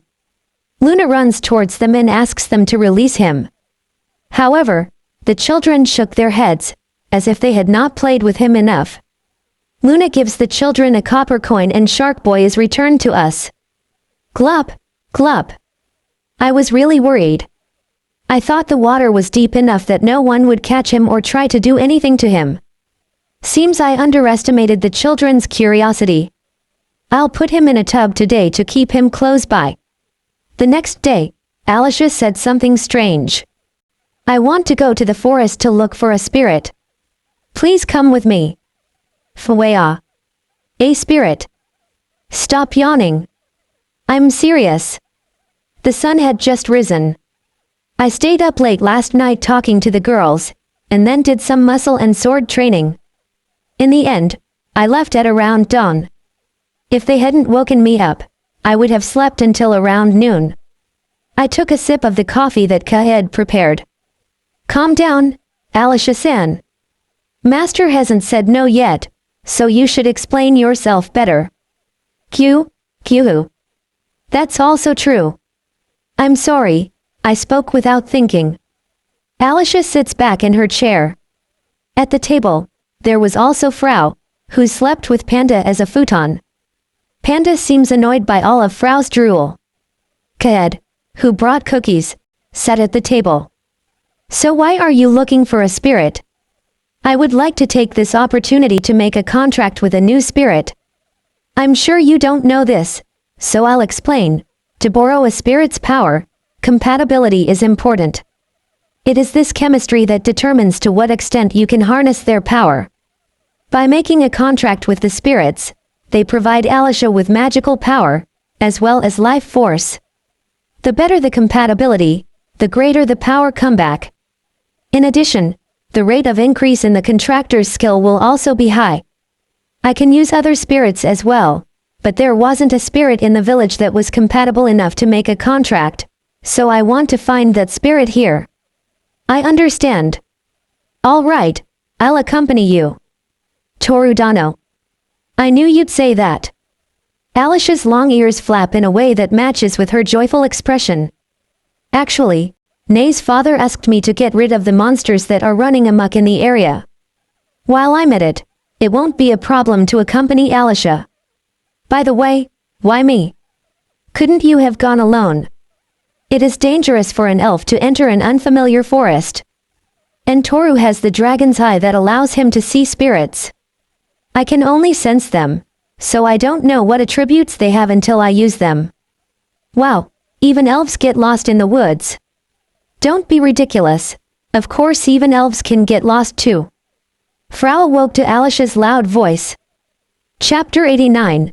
A warrior exiled by the hero and his lover. Chapter 89. I was in a damp, dimly lit dungeon. My right shoulder was hurting. It hasn't been long since it had healed. But what torments me more than that is the fact that I have been defeated by Toru. I used a demon sword, wore powerful armor and even had the support of the Demon King, Lisa, and yet I was defeated so easily and effortlessly. It is impossible. I can't accept it. I can't believe there's such an impassable wall between me and Toru. Toru, it's your fault. Everything is your fault. Shut the hell up. An old man in the cell next door shouted at me. You shut up. I'm busy thinking. I'm going to kill you. The shackles and chains on my hands and feet clinked. They are not ordinary shackles and chains. They are relics, and they succeed in suppressing the movements of those who wear them. Only my defense remains the same, and my strength is now equivalent to a level 10. I cannot break down the bars or destroy the walls and escape, nor can I take the keys from the guards when the cage is open. If it weren't for these handcuffs, I'd be out of here in a heartbeat. It's all Toru's fault. He interfered with my plans. If it weren't for him. Pack, pack, pack, pack, pack. That sound. I've heard it before. It seems that the guards are returning. In addition, today I can hear multiple footsteps. This is sane. So this is the traitor who killed the king and slaughtered many of his men. He has a better face than I thought. What do you want me to do with it? Smear his face in the mud. I want people to feel satisfied when they throw stones at him. Ha! A soldier enters the cell and smears mud on my face. Stop! What are you doing to my face? I am the hero. The man who was chosen by God. Don't resist. Yuck. The soldier hits me. I don't feel pain, but it's humiliating. If I had a sword, I would have stabbed him in the throat. They forced me to stand up and took me out of the cell. You're going to serve us right, because you are going to pay for pissing us off so badly. Don't think you can do this to me and get away with it. I have been chosen by God. A hero is justice itself. To harm me is to defy God. In other words, I am a transcendent being that God allows and protects in everything. What the hell is this guy talking about? I don't know. He's probably going crazy. These fools cannot understand my value in this world. But I am surprised. They should know how foolish it is to harm me. To harm a hero. No. That's enough. I'm the hero. Ack. I told you to stop. I'll kill you all. People were throwing stones at me from all directions, cursing me and making fun of me. I tried to capture women I could see with the power of my demonic eye of seduction many times, but there was no sign that the effect had come, probably because the ability was still blocked. In the crowd, I saw some men I recognized. They were men from whom I had stolen their wives. They throw stones with eyes full of murderous intent. But even if I get hit, it doesn't hurt. It is impossible for it to work on me. My level is 100. But why are they so desperate to throw stones? Is it resentment for being cuckolded? It doesn't make sense. There are plenty of women out there. Why don't you just look for someone else? I guess I can understand your anger. They are jealous of my good fortune. Look at me. Soon you will be punished by God. I am the hero. I am destined to defeat the Demon King. The chosen one. Stop throwing stones. Damn, I'm pissed. Don't they know it's me? I am sane. When I have the world under my power, I will have you all executed. Cut out his tongue. That's it, that's it. Not just his tongue, Cut off the thing hanging between his legs. Yes, yes. People's comments make my blood boil. Are these people crazy? Who cut my tongue and my penis? A nobleman on horseback replied in a loud voice. I understand everyone's anger. So let's cut off his meatloaf tonight. Oh boy, I made a size mistake. It's more like a small baby sausage. How embarrassing. People laughed out loud at the aristocrat's joke. My face was hot with embarrassment and my body was trembling. I will never forgive them for this. As good an idea as that sounds, it's not as much fun as you'd think. Don't you want to hear the traitor begging for forgiveness? The people seemed to agree and applauded the nobleman. It has been a week since my punishments began. I was exhausted. They tortured me for more than 10 hours every day. While I was resting, I had nightmares. I was remembering all the things I had done. How did it come to this? If there is a next time, I will do things better. That's all that came to mind. Pack, pack, pack, pack, pack. My body began to tremble after hearing the guard's footsteps. It's your lucky day. No more punishment. Thanks for all your hard work. Ha ha ha ha ha ha ha ha ha ha. I finally made it. They finally realized my worth as a hero. I laugh out loud at the guard's words. Look at me. I am God's chosen hero. When I get out of here, I'll make you all pay for this. And then I'll kill Toru, but before that, I'll fuck all his girlfriends and kill them in front of him. Look at me and tremble. Nobody can kill me. God does not love Toru, he loves me. I came into this world to be great. As I left my cell, I walked down the hallway with a smile on my face. I am excited about the future ahead of me. When I get out of here, the first thing I will have to do is to look for an elixir to regain my strength. Then, I'll eat a big feast until I'm satisfied. Then I'll look for a way to break the seal on my skill. Oh, and I have to level up so I can kill Toru. I need to get my demon sword and armor back, so I can kill high-level demons. If I do all that, I'll be able to reach level 300 in no time. Wow. As soon as I left the building, I was stunned. There was an executioner and an execution table. More than 1,000 spectators rushed up and expressed their joy at my appearance. Don't stop. Keep moving. Wait, there must be a mistake. Shut up and kneel. My head was placed on the table. There was a basket in front of me for my head to fall into. The aristocrat in front of me crouches down. Sorry, hero. I wanted to use the guillotine, but the blade seems to stop halfway against opponents over level 100. So I decided to use an old-fashioned method of execution. Wait. No, wait. Please. Please spare my life. Ha ha ha, what are you talking about? The time for forgiveness has long since passed. I'll do anything. Please don't kill me. I pleaded with tears streaming down my face. If I don't convince him now, I won't be able to save myself. I knew it instinctively. Apologize to them. Apologize to them for betraying their expectations, for betraying their trust, for betraying the country, for betraying humanity. I can clearly see people's angry faces. They were demanding my head. Rage came over me for having to bow to the crowd. But if I make one wrong move here, I'll be dead. It's very humiliating, but I had no choice but to accept it. I was wrong. Despite being a hero, I betrayed my homeland and betrayed humans. But the truth is different. I was negotiating with the demons and trying to create a world where we can live in harmony. Believe me, I'm not a bad guy. I'm a good guy. People calmed down. After all, they are a bunch of stupid people. They are too easy to fool. That's a lie. You took my wife away from me. Yes. My girlfriend too. And why did you kill the king? He killed my best friend, who was an adventurer. Why did you betray us, Sane? Voices began to rise one by one. Cold sweat dripped from my forehead. Stop, don't say things like that here. If you keep talking, I'm going to end up getting killed.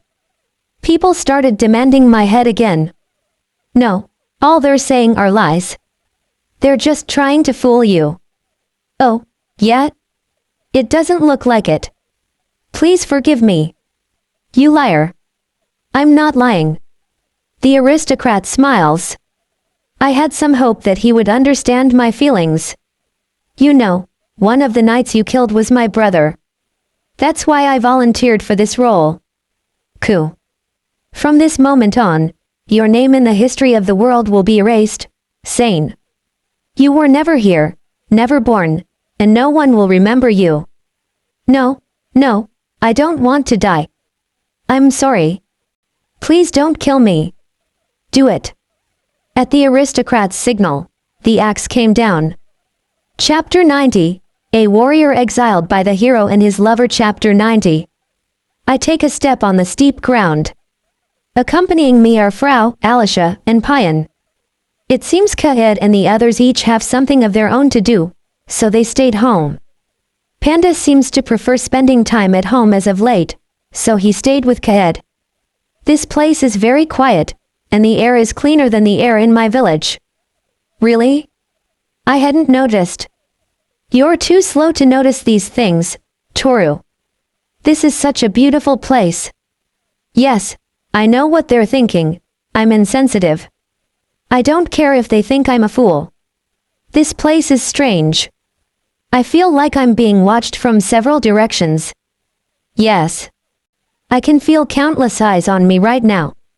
In response to Payan and Frau's words, I activated my dragon eye to look around.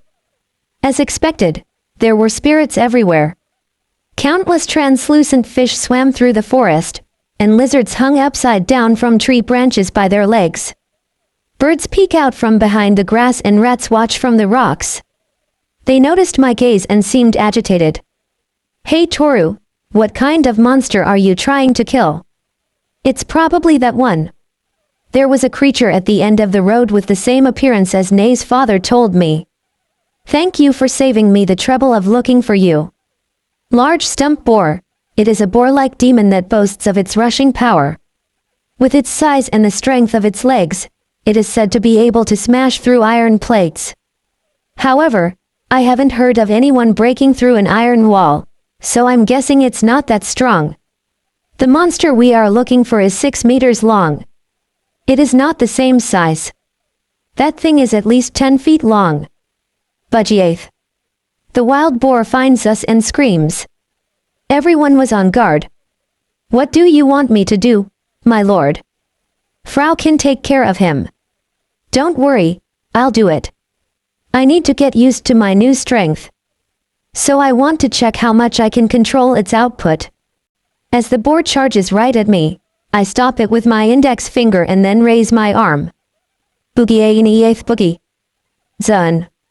I lowered my arm and lightly tapped the boar with my finger. The animal then crashed hard against the ground, vomited blood, and then its eyes turned white. I think I overdid it, however. I think it was enough. I still have to adjust my power. Toru is still out of his limit. Seeing Toru's power firsthand, it makes me wonder how dumb someone would be to mess with him or make him angry. It's true. If we offend my lord, he can burn us to the ground. What do you think you're saying? Please don't treat me like I'm a monster. I am still a human being in my mind. For now, I will draw my knife and drain the blood. Wild boar is supposed to be very delicious, so I will take its body back to the village and share its meat with the villagers. I finished draining the boar's blood, and threw it into the magic storage. Now that I'm done with my homework, it's time to look for the spirit for Alicia. Aliusha, how will you find the right spirit? You'll see. Alicia spread her hands and concentrated her mind. 5 minutes had passed and Alicia was still in the same position. What are you doing? I am waiting. The spirit that is compatible with me will come on its own. Oh, I see. I'm sorry. As I was still using the dragon's eyes, no spirit dared to approach, I grabbed Frau and Payan and decided to walk away so Alicia would succeed. Once away, the spirits began to approach Alicia. Spirit, please give me your power. Spirit, please give me your power. She talked incessantly. Then, several spirits approached and poked Alicia with their mouths. The fish, which looked like a water spirit, lost interest and left. The bird that looked like a wind spirit watched her for a while underfoot, but it didn't seem to be a match, so it left. The lizard, which looked like a fire spirit, crawled up her leg, but it didn't seem to be a match either, so it went down to the ground and fled. All that remains is the spirit of the land, the rat. I can feel it. You are here. Please lend me your strength. In return, I will give you my life force. The rat nodded and ran to Alicia's shoulder. It appears that the contract is now complete. I have made a contract with a spirit. What is the attribute of the new spirit? It's a land spirit. Wow, Earth. This is the spirit the elves like best. Alicia seems satisfied. Well, that concludes it. When I turned around, I saw that two spirits had hovered over Payan and Frau, who were some distance away. I feel like I'm being watched. It's the same for Frau. I don't know where they're looking from, but they seem to be very close. Where are you? Come out of hiding. Payan is followed by spirits of fire and earth. As for Frau, she's attracted spirits of wind and water. I'm not sure if they are compatible or not, but the spirits repeatedly rub their heads and stick to their bodies, attracting each other. Hey, Alicia, can you make a contract with a spirit even if you are not an elf? I think it is possible. However, elves are noted for their affinity with spirits. I don't think there are spirits that prefer to be with other races. I could not look directly at her as she spoke proudly. I will keep my mouth shut to protect her pride. Neither of the two spirits could make a contract with them, so I guess it all worked out well. Suddenly, my eyes were drawn to a large object deep in the forest. It was a giant translucent rat. Perhaps it is the spirit that protects this town. The rat stood on two legs and stared at me. It feels nostalgic. I feel like that thing has been watching me for a long time. The rat begins to scurry off and into the forest. Torudano, I just felt a great presence. It must be the spirit guarding this land. It was. It's a giant rat. I'm sure it's a high-ranking earth spirit. Oh, if only I had dragon eyes too. I wish I could gouge out your eyes, Torudano. Stop it, you're scaring me. Alicia was terribly excited.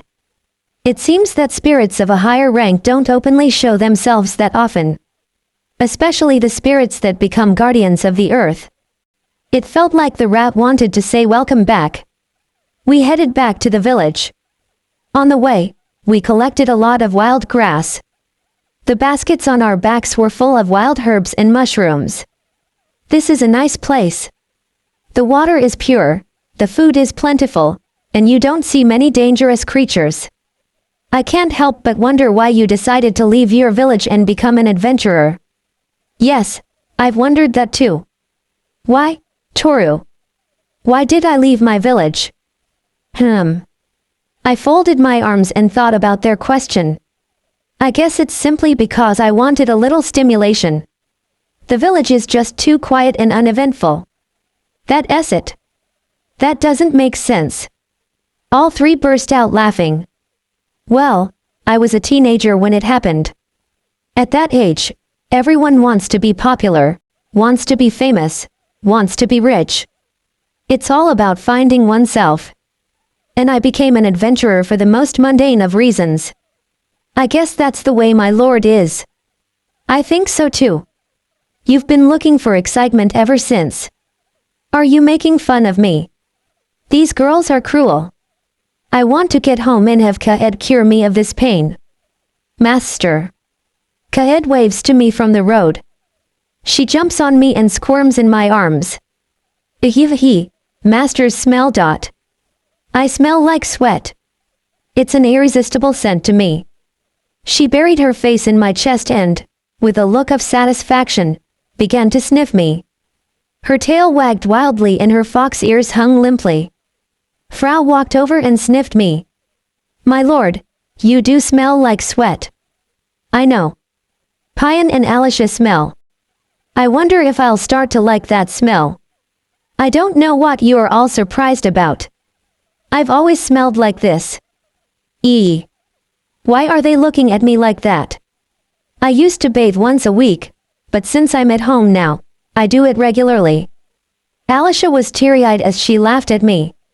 Chapter 91. A warrior exiled by the hero and his lover. Chapter 91. Kaed's eyes sparkle on the bustling main street. This is a town that is relatively close to the village. It's small compared to other places, but you can buy a great deal of things here. Also, there are no guilds in the village, so you'll have to come here to petition. Well, I'm going to sell the vegetables we harvested. Perfect. Meet me at the entrance when you're done? Yes, no problem. NEI pulls a small cart loaded with vegetables. Frau, Alicia, and Payan accompanied her to lend a hand. With a fairy and an elf tagging along, I'm sure sales will increase due to the rare sight. Payan also has a gentle demeanor and is surprisingly strong. With 3 people accompanying NEI, she should be all right. By the way, me and Sora used to help her a lot. For some reason, the sales were not enough, and I remember finally going back home with NEI, eating some vegetables. It's a good memory.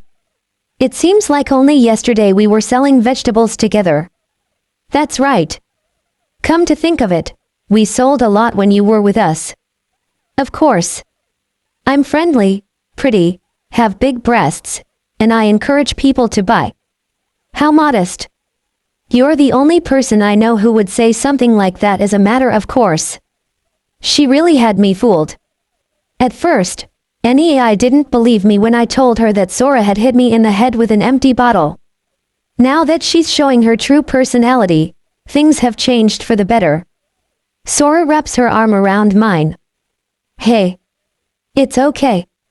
You usually let Frau and Kaed do it. It wouldn't be bad if we shared Toru a little.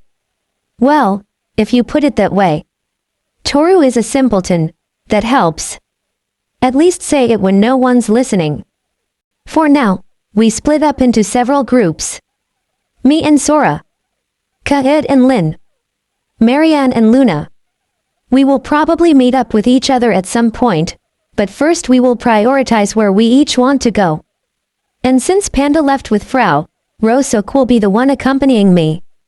I have been taking care of him regularly, but he is surprisingly lonely, so I have been trying to spend as much time with him as possible. Sha. What? You want that? Sha. Rosok stares at the merchandise from the air. He doesn't actually have eyes, but I can tell by the direction of his head. In any case, Rosok rarely becomes interested in anything. It was an object that could be found anywhere, a simple metal file. Perhaps you would like to rub your body with this? Rosok's body is flexible but tough. Even if he were to rub his body against a piece of wood, the wood would be the one to get scratched. I bought the file and lightly scraped it against Rosok's head. Rosok was happy. Toru, stop giving your pet all of your attention. You have me, your wonderful priest and slave, at your side. You're not a slave, ugh. Jayum. Sora steps on my foot with all her might. Insensitive. There's something I have to tell you. And what would that be? I've been watching and thinking, are you properly showing gratitude to Kaed and Frau? Surely you thank them properly, don't you? At Sora's words, I frowned and bowed my head. Show gratitude? Is it not enough to say thank you? Ha, I knew it. Listen, Toru, you have to take good care of women. Every little thing adds up and has a big impact on the rest of your life. What are you trying to say? You have to give them gifts, but considering the number of people, it's really hard, so let's compromise with something. The number of people. I thought we were just talking about Kaed and Frau. However, I think she's right. I have limited myself to thanking them but not giving them anything. But I don't know what to give a woman. Toru? Have you forgotten that I instructed you when you were with Lisa? Oh no. Sora-san's eyes brimmed with anger. You have to ask a woman first. Yes, if you are unsure of your choice, talk to a woman nearby first. Doing this will greatly increase your chances of avoiding a catastrophe. Yes, that's right. I knew you'd forget. He pinched me hard on the cheek.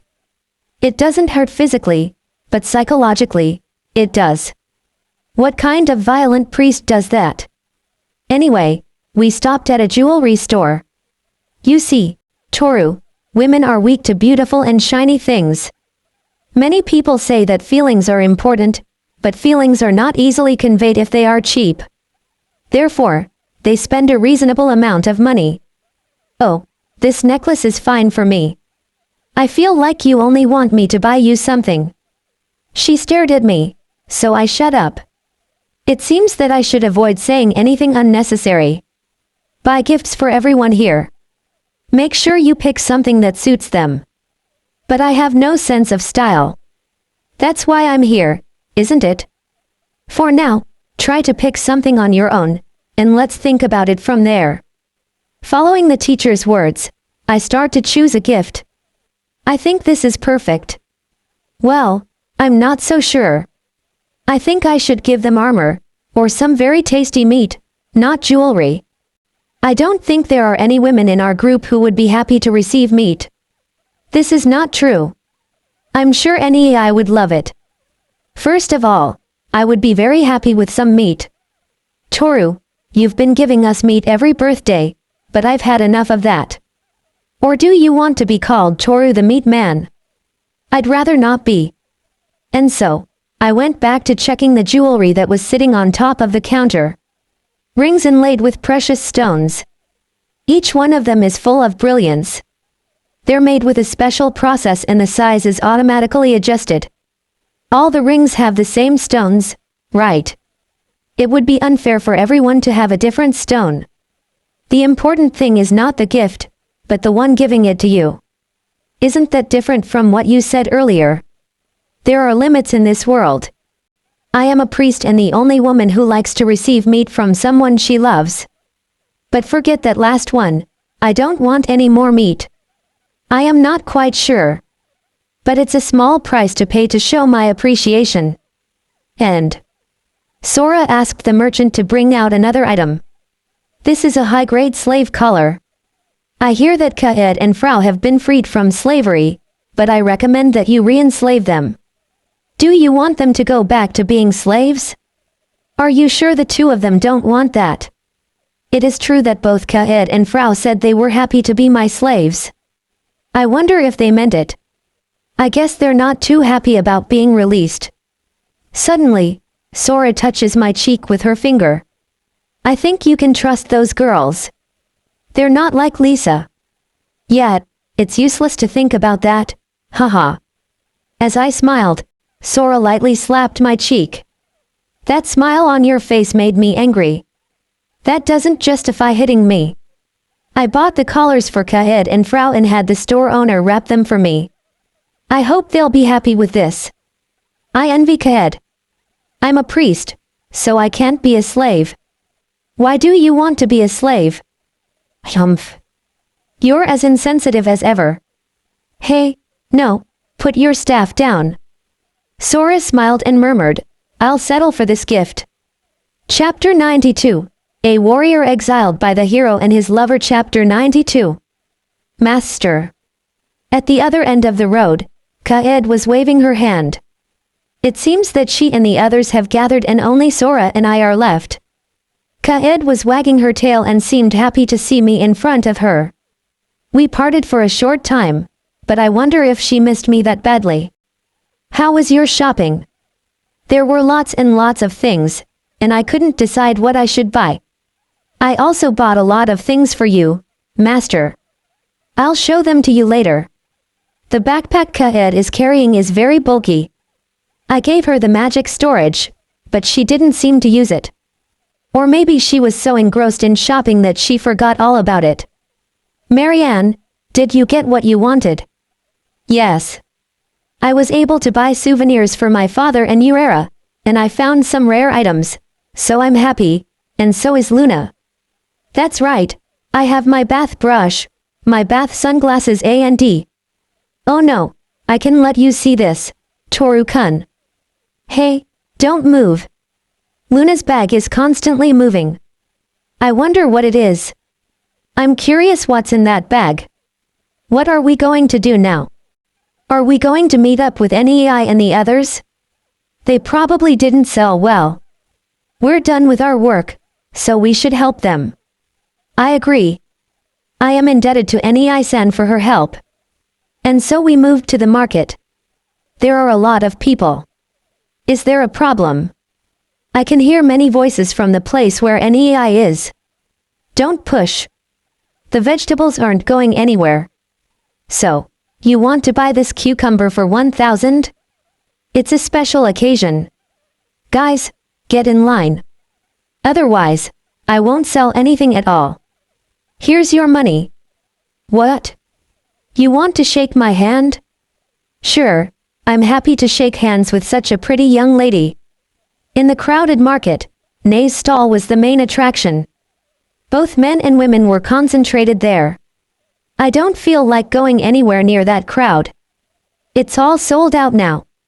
Spread out. Apparently, everything was sold out. People go home in regret. It looks like everything went well. It wasn't easy. I didn't know so many people were coming. NEI sits down and spreads her legs in exhaustion. On the other hand, Alicia and Frau each have a dreamy look in their eyes. Elves are very popular among humans. I'm surprised. Most people usually don't pay attention to me because I'm always around Kaed, but Frau is a magnificently beautiful fairy. I feel like I'm finally getting the recognition I deserve. Payan looks embarrassed for some reason. I know people mistake me for a man because I'm dressed like one, but it's complicated when all the girls are coming on to me. I don't think I'm attractive enough to be a girl. Cheer up, Payan. You have done very well. And you're a pretty girl. I put my hand on Payan's head to cheer her up.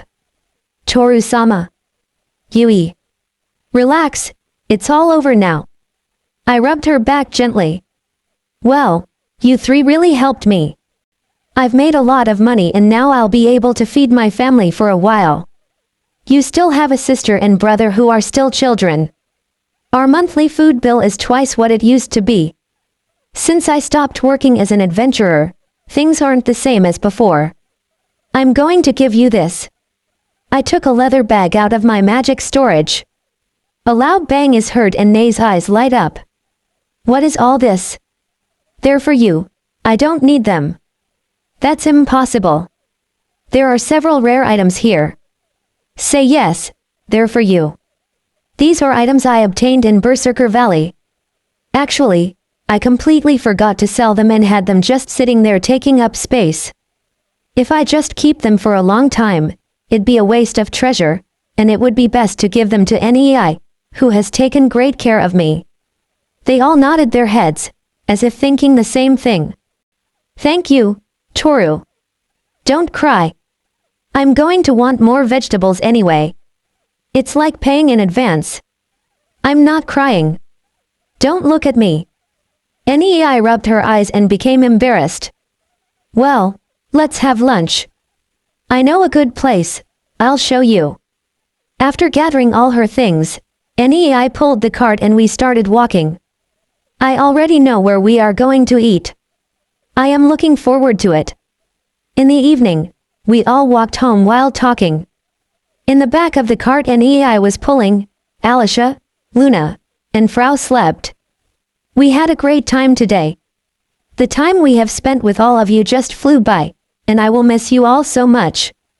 I share the sentiment, I would like to spend more time with you all. It's nice to be in a party without all those nasty men, Naya. I don't want to go home, Naya. I can't stand the thought of having to work in that sweaty place again. Naya.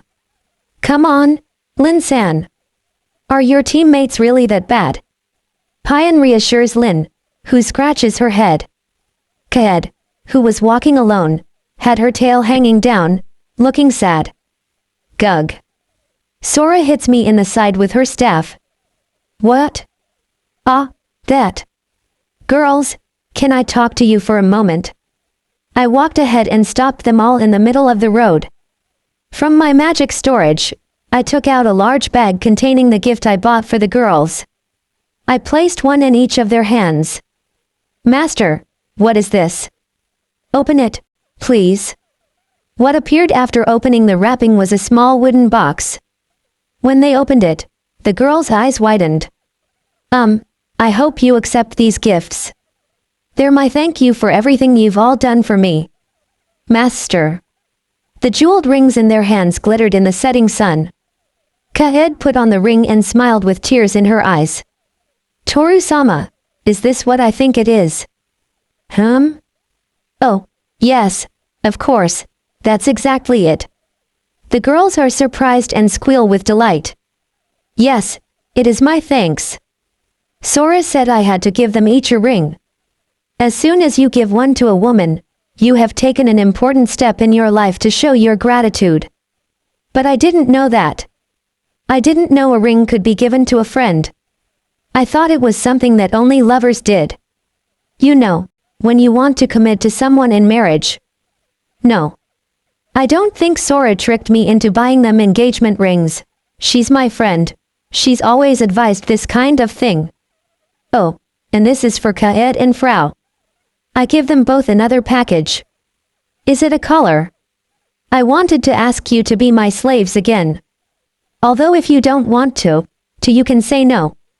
Are you kidding? I'm so happy. I'd love to be my master's slave again. Kaed sheds tears of joy. She put the collar around her neck and then put her hand on her chest. Please, let's make a master-slave contract. I accept. And I will be with you forever. So it shall be. I was surprised when Frau peeked over from the side. Hey, Frau also put on her collar. Why don't you look at me? I'm sorry. It looks beautiful on you. Yes. I knew Frau would be the perfect slave for my lord. Caress me, pat me on the head, and tell me you're happy I'm your slave again. All right, don't press your head against me so much. I stroked Frau's head, and she happily said, thank you. I love you. Suddenly, Alicia, who was in the cart, stands up. Toru Dono, why don't I have a collar too? What with this sudden question? Humans always want to enslave elves. Then it's only logical that Toru Dono should want to possess Alicia. Do you want me to make you my slave? Don't make me say something embarrassing. She suddenly loses her momentum and becomes embarrassed. I wonder if I can be a slave too, even though I am an aristocrat. Yes, me too. It's probably impossible.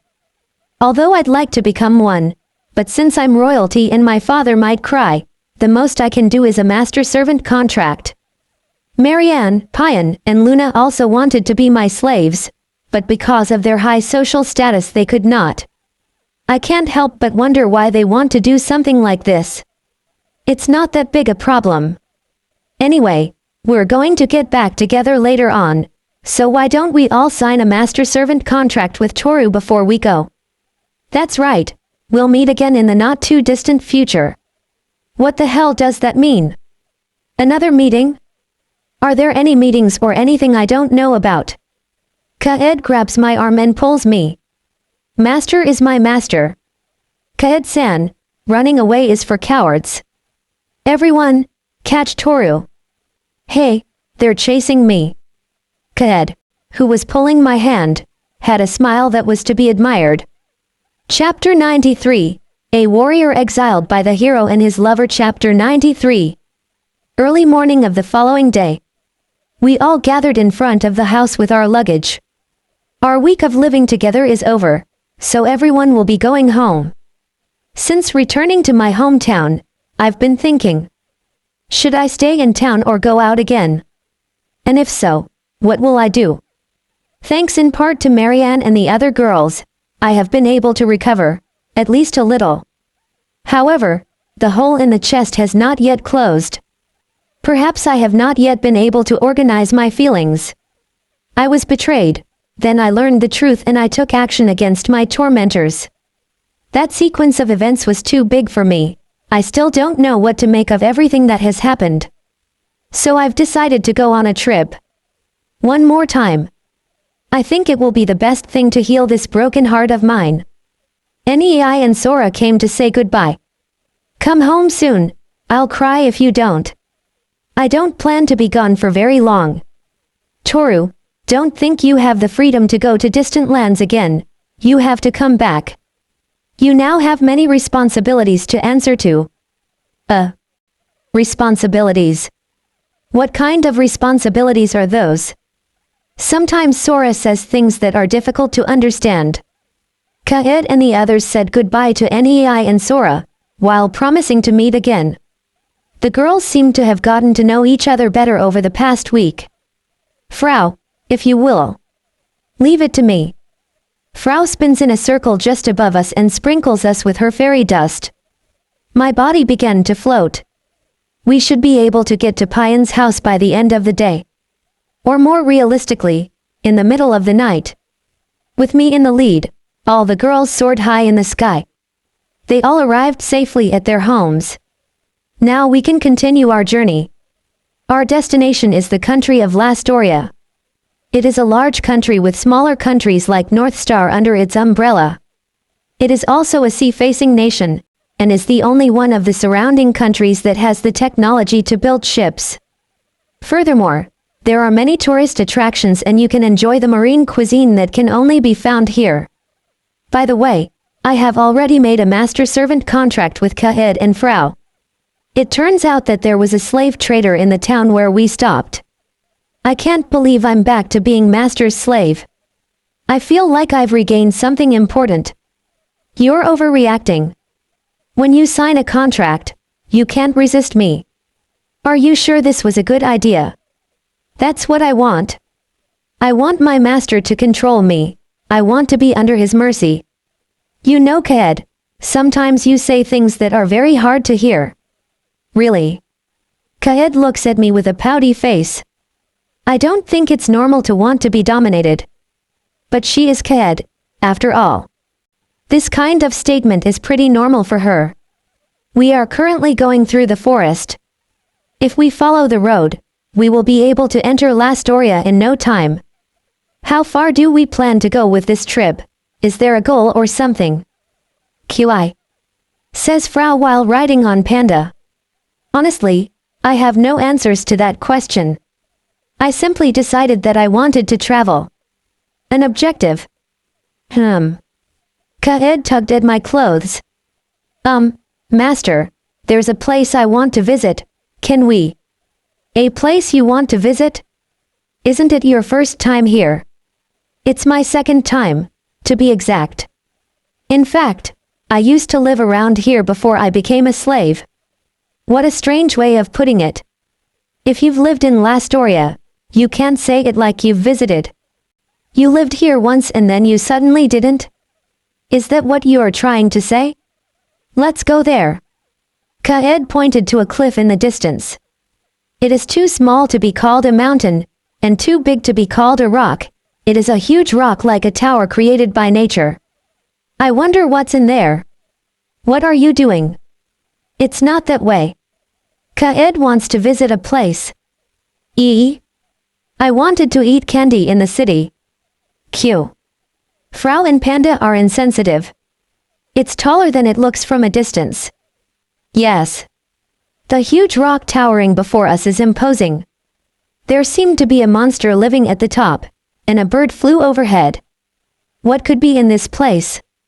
There it is, my old iron fan. Kaed picked up a dirty iron fan hidden in the grass. She embraced that iron fan as if it were important to her. Apparently, she had come looking for it. Master wondered how I came to be a slave, didn't he? Yeah, are you going to tell me? Frau-san, Take us to the top. Okay, I'll take care of that. Kaed flew above us and sprinkled her fairy dust. With Kaed in the lead, we quickly flew upwards. How far do you plan to go? To the top.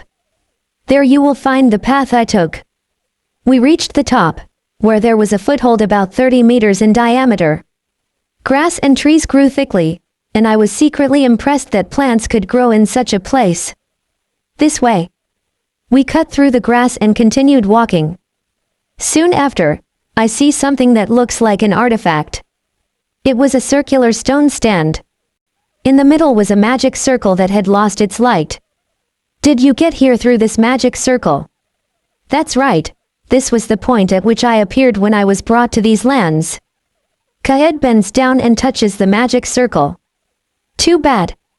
All the magic power was probably exhausted by the time I got here. Doesn't a magic vein run through here?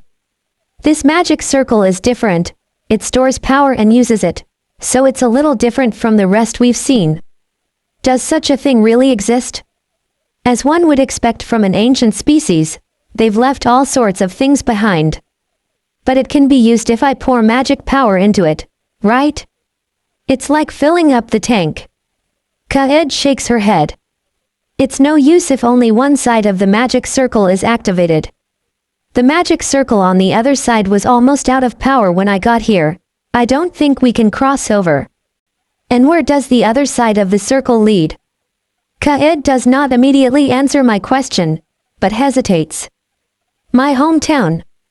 The words spoken as she squeezed them out were quite ordinary. But I notice a lot of meaning in her not-so-happy mood. Kaed is no ordinary type of beastkin, I know that from what I've seen so far. If so, it's not hard to imagine that her homeland is also in an unusual place. My homeland is on another continent. I used to live there.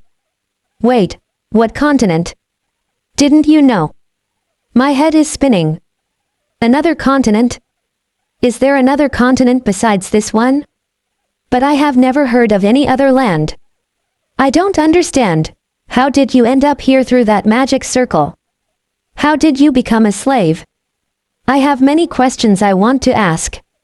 It's because my hometown was in a critical situation and I was the only one who escaped with this magic circle. But my level was too low, so I failed to descend this rocky mountain and fell halfway down, then a slaver picked me up after I fainted. At that moment, she dropped the iron fan in her hand, and it seems that Kaed had been worried about it for a long time. I'm sorry, I should have asked about it earlier. That's fine. I had decided that my master's needs should take precedence over my own, and besides, I'm happy to have this back. She then quietly said, it's my mother's last memento. Hearing that, I grabbed Kaed and hugged her tightly. It's probably late, but we're going to Kaed's hometown. We can get there without a magic circle, right? It's possible if we cross the sea, but are you sure you want that? We may not be able to come back here. Don't be silly. My lord and I are grateful for all you've done for us. When it comes to you, nothing is a bother, you're like my family. Frau-san. Kaed shed tears, probably from joy. Yes, you are right, Frau. We are very grateful for all that Kaed has done. We wouldn't even be here if it weren't for her. To make sure she no longer has to bear her pain alone. I will help her in any way I can. I will take her wherever she wants to go. Chapter 94, A Warrior Exiled by the Hero and His Lover. Chapter 94. What a great city, it's the royal city of Lastoria. QI. QI. Hey? Do you want something sweet? No wonder. Frau will pay for it with her money. Frau, who is riding on top of Panda, steps forward. What you see from here is the royal capital of Lastoria stretched along the seashore. From the rumors I've heard, it's a pretty prosperous place. I don't know if it's the smell of the sea, but an unusual aroma reaches my nose along with the breeze. Master, is that the sea? Probably. It's quite broad and huge. Thanks to our elevated position, We had a great view of the city and the ocean beyond. It is bright and blue. My father used to say, the sea is truly glorious, and now I think I understand what he meant. The sea is glorious in itself. If I remember correctly, my father had a house in La Storia. Did the master's father grow up living by the sea? Yes, but my father and his brother never got along, so they ended up completely estranged. My uncle had visited us once with his family, but I have few memories of that time. What I vaguely remember is the scene of my father and someone arguing. I think I was so scared that I hid behind my mother. Maybe the other person was my uncle. Still, these are very vague memories. Hey, Lord, what should Frau and the others be called from now on? That's right, we're not the Menu Brigade anymore, are we? Frau and Kahed looked at me, then I snorted. What should we do with the name of the party? It would not be good for us to remain as the Menu Brigade. I already told King Armand that we split up. How complicated. The sound of multiple footsteps echoed, and 8 men appeared from the depths of the forest. If you don't want to die, give us your belongings. And the women too. Some thieves showed up. Dirty men stand in our way with swords and knives. Time's up. Now die. A muscular man swings his sword sideways towards my neck. Hi ha. Blood splatters are beautiful. Hey. Ho hi ha. What's wrong? I jumped in front of his attack and caught his sword with my teeth. Crack. The sword broke down the middle and I spit it out after chewing on the shoddy iron. Yui. It's a monster. Kaed. Yes, ice rock. The bandits are frozen from the neck down by Kaed's magic. Their faces were pale with fear. What is your name? Danube Akai.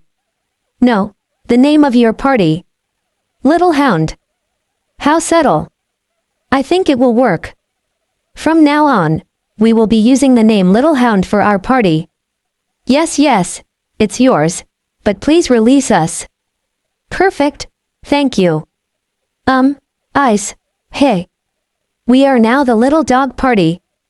I'm glad we have a new name. Now, let's go to the royal capital. I could still hear the thieves crying from a distance. We entered the city and ran around without paying attention to the people. As the temperature is quite high, there are many people wearing light clothing. Women mostly wear small pieces of fabric that could be confused for underwear. Elves also wear very revealing outfits, but the ones here far surpass even theirs. Master, how about we go to that restaurant? Seems like a nice place, let's go to that restaurant. We entered a restaurant with terrace seating. I ordered a couple of drinks to quench my thirst. Phew, drinking sake during the day is delicious. Didn't you say the same thing a while back? You must be imagining things. I remember drinking a bubbly beverage. I think the drink was called ale. Aren't you tired, my lord? Not at all. Even though half of my magic has been absorbed, I'm still in good shape. Incidentally, I had poured magic power into the circle Kaed had passed through when she came here. If that magic circle is activated, the other magic circle should be able to work. Of course, as long as the other circle that is in Kaed's hometown is still functioning and in good condition, that is. Waya. The food here looks so delicious. QI. The staff brought our dishes to the table. Lined up in a row, there is a feast of food featuring fish and other kinds of seafood. The shrimp with sauce on spaghetti looks delicious. I wrapped a fork around it and chewed the spaghetti. The sweet and sour taste of tomatoes assailed my tongue. This is amazing. It may be the first time I've ever been this excited about a dish. Master, do you know where your father's family lives? No, I forgot. I came here when I was about 6 years old. I doubt they remember me in the first place. Since you're here, why don't you go see him? I guess you're right. I haven't told my uncle that my father and mother died. I guess it's time he knew. It's been so long since I've interacted with my uncle, so he must not know about my father's death. I mean, I even forgot about it until now. I think it's understandable considering I'm 25 years old. It is time to face my family properly. And this would be a good opportunity to meet my remaining family members. I don't know anything about my mother or father. They never talked about their past. This trip should not only serve to heal my broken heart, but also to learn more about myself. By knowing my parents' past, I could know more about myself. What a beautiful carriage. I wonder if it belongs to a nobleman. A carriage decorated with shining gold passes by us. It is pulled by a white horse. Suddenly, the carriage stopped in front of us. From the carriage stepped down a middle-aged man with blonde hair down to his back. He is probably in his 50s. His face has deep wrinkles and a thin beard. Hey, you. For some reason, he pointed to me. What is your name? Toru Ibn. Finally. The man comes up to me and hugs me. My head is filled with question marks. What's wrong with this old man? Suddenly, I noticed he looked familiar. It's been so many years, I'm sure you don't recognize my face. Who are you? Chaos Ibn. He said he was my uncle. Chapter 95, A Warrior Exiled by the Hero and His Lover. Chapter 95. The carriage enters the mansion and stops. The first one down was Chaos, my uncle. I got out of the carriage and looked toward the mansion. It is a 3-story building. It's bigger than my mansion in Gridget. The garden was large and was attended to by a gardener walking around with a pair of shears. I did not know that the Ibn family were nobles. I think it would be more accurate to say that I had forgotten about it. I must have heard about it when I was little. But I had forgotten all about it over time. Go ahead. Chaos led the way to the mansion. In the entrance hung a portrait of a middle-aged woman with red hair wearing a beautiful dress. A woman in the back gives him a slight bow and addresses us. Who are these people? He's my nephew, Toru. You've already met him. Oh yes. The boy. Can you give us a minute, please? She must be my uncle's wife, because she gave me a stern look before disappearing into the back of the room with a quick step. I was taken to a room that looked like a studio and sat on a couch. For some reason, Chaos sat on the side of the desk. I thought I was going to be sitting across from you. Welcome, Toru. You look so much like my brother when he was younger that I mistook you for him. Really? I don't think there's much resemblance. So, why did you bring me here? You're being very distant. This is a reunion between an uncle and his nephew. Do you know that Dad is dead? Chaos' eyes widened like saucers. The shock was evident on his face. When did that? When I was 15 years old. He closed his eyes and exhaled deeply. What about your mother? Also dead, both of them. He then became depressed and silent for a while. I think it really came as a shock to him. Then why didn't you come to see me? I bet that's what you must be thinking. If you have any problems, please tell me anything. I will help you as much as I can, anything for my sweet nephew. No, thank you. Don't say that. We're family. Eh? Are we family? What are you saying all of a sudden, old man? We are only blood relatives, but we are strangers who know nothing about each other. It doesn't seem right to use the word family all of a sudden. That doesn't matter to me, but there is something I want to know. Tell me about the Ibn house. I want to know all about my mother and father. Well, I'll tell you everything I know. But I don't have time today, I'm busy and I have to go to the palace to meet the king. Then I will come tomorrow. You can stay in the house. This place is already like your home. You can spend some time with the slaves there. Knock knock. Someone knocks on the door. Father, we need to talk to you about something. Who are these people? Let me introduce you. This is my son, Bill. I am Toru, Toru Ibn. Nice to meet you, Bill. Ibn? Is he the son of your disowned brother? Bill was a young man with short red hair. He stared at me when he heard my name. Father, are you still bent on a woman who is no longer with us, when you have your wife here? Relax, Bill. I have no other intentions in bringing him here, simply because he has Ibn blood in him. He's your cousin. I don't care if we share the same blood. He's still a commoner, nothing to do with us nobles, let alone that he's the son of that woman.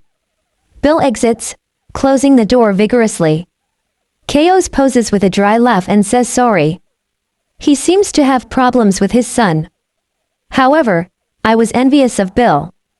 I wish I could have had a discussion like that with my father. That boy is crazy. QI.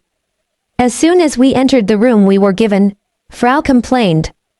I don't know if it's because they share the same opinion, but Panda reacted as well. For now, I'm going to lie face down on the bed and let Kaed give me a massage. When he referred to that woman, was he talking about your mother, Master? Maybe. I don't know that information. Did your parents ever talk to you? I asked them, but they never answered my question. I never knew why my father and uncle didn't get along. I don't know anything about this family. Kaed pulls up my clothes and presses her hands directly on my waist. Thin, soft hands relax my muscles and slowly make me feel better. I will also massage Kaed's body later. Woah. Q. For some reason, Panda and Frau are spinning in the air. Is it a new game? It seems to be a new game after all, as they started to turn and move. It looks fun. I want to try it too. Frau walked over to the window and stopped moving. Isn't that Bill over there? Oh, everything's spinning. Frau and Panda fell unsteadily to the ground, as if their eyes were spinning. What are you doing? I got up and looked out the window, and sure enough, there was Bill. And he's talking to a woman who looks like his mother, the same one I met at the entrance. Is this a private conversation? That's suspicious. The mother smiles at Bill's words. He nodded and left. I don't like this. I have to watch my back while I'm in this mansion. I will quickly leave this place once I've heard Keio's story. Come now, Master, I'm not done with you yet. Kaed jumps on the bed, wags her tail and looks at me happily. However, Frau also fell on top of me.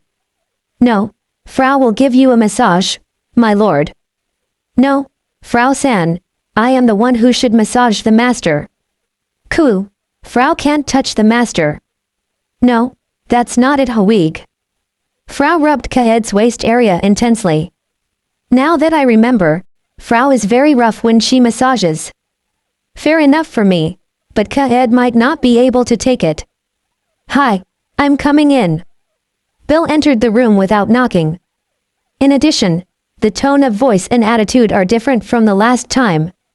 Hey, Toru, there's something I want you to do. What do I get in return? There's no such thing as a reward.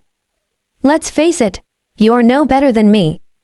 If you want a seat at the head of the Ibn family, you'll do as I say. Hey? What are you talking about, little man? A seat in the Ibn family? I was about to explode with anger, but I managed to restrain myself. I'll tell you 3 things. First, I'm not interested in being part of this family. Second, I don't plan to do anything unless I get paid. And third, I'll leave this house as soon as your father has told me what I want. You are a very good liar. All right, I'll pay you whatever you want. In return, you will do what I order you to do. He's looking down on me. I'm angry, but I think I'll play along. I hate nobles who have grown up without personality and being pampered. Unlike all the nobles I have met, Bill is by far the worst. I'll be waiting outside. Be ready soon. He quickly left the room. Nor did he deign to say what he wants me to do. Is he supposed to be my cousin? I hate him. You're late. How long are you going to make me wait? Bill yells as soon as we're out the door. I think it's only been about 5 minutes. There is no need to rush. In front of the entrance a single carriage was drawn up, and it was easy to predict that it would go outside the mansion. Currently, our country has its hands full with organized bandits. The other day, the army finally discovered the enemy's stronghold. We will participate in this campaign to defeat them. Organized bandits, eh? I had run into one of them before coming here, but it was a small group. What's the reward? 5 million.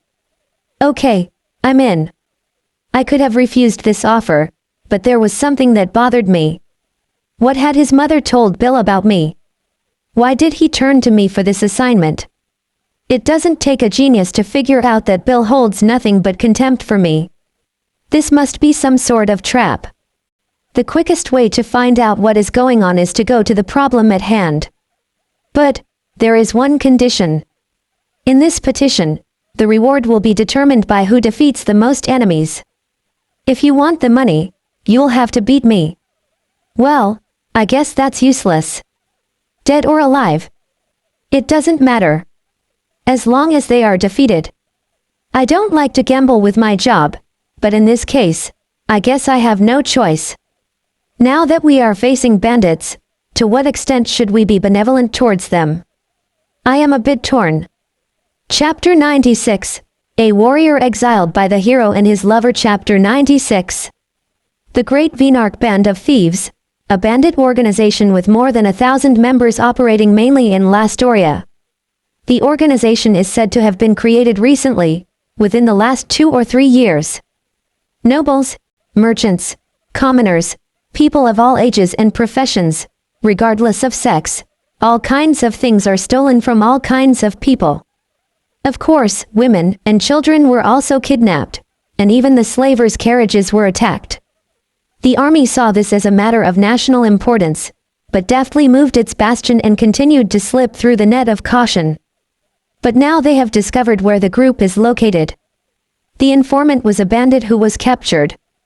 Later, it was confirmed that they were hiding in the forest outside the royal capital. I've already told you the plan. We can't afford to fail. His Majesty the King is watching this operation very closely. We must destroy Vinark and restore peace to the city and this country. The knights and the soldiers respond with a salute to someone who appears to be the general. As for us, we were quietly observing the situation from afar. There was a group of people who seemed to be in the same business as us, although they were spread out.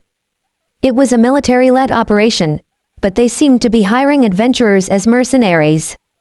Some noblemen, like Bill, are personally accompanied by adventurers. Commence operation. Advance troops. The knights enter the forest one after the other. We are Bill's escorts, and we are going in after him. Bill, you're getting too far ahead of yourself. It could be a trap. Who do you think you're talking to? I'm a level 85, a knight by profession and a legitimate son of the Ibn family. I can't be caught in a place like this. I am secretly impressed. Being a knight is an excellent job. Besides, his level is in the 80s, so it's no wonder he's so confident. It is no exaggeration to say that he is a kind of hero. Master, there is enemy activity ahead. How many? About 30. Perfect. Look at me, commoner. I'll show you what it takes to be the next head of the Iba family. I won't be beaten by that woman's son. Bill goes on the attack alone against the group of bandits. After a few seconds, we went after him. But my level difference is too high, so I just stood by and watched Kaed and Frau fight. Suddenly a man comes up behind me and I blow him away. Bill kills the bandits without any carelessness. Knighting allows you to develop your skills with the sword, spear, and shield, but also has defensive effects such as strike mitigation and damage suppression. It is not a job class that stands out from the rest, but it is an excellent one with a good balance between offense and defense.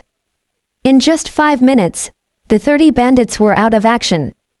The army will take care of the rest, so we'll leave it at that.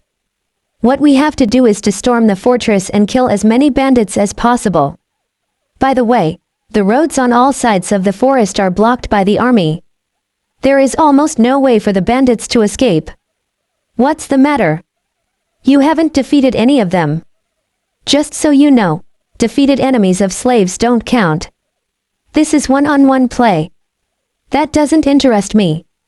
Better tell me why you are so determined to beat me. I still don't understand why you got me into this situation.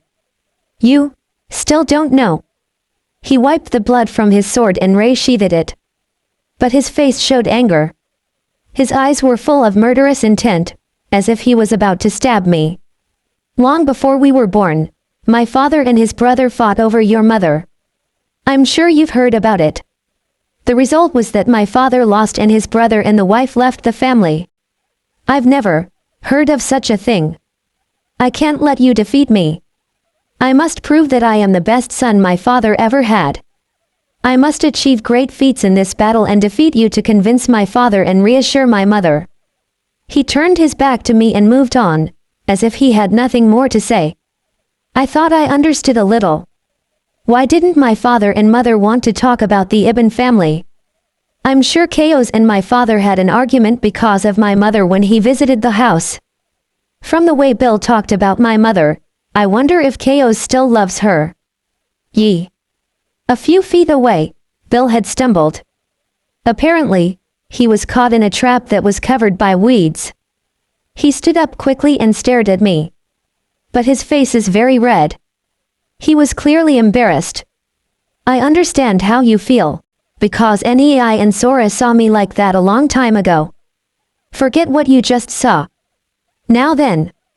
An hour has passed since the extermination of the bandits began. We headed steadily towards the center of the forest.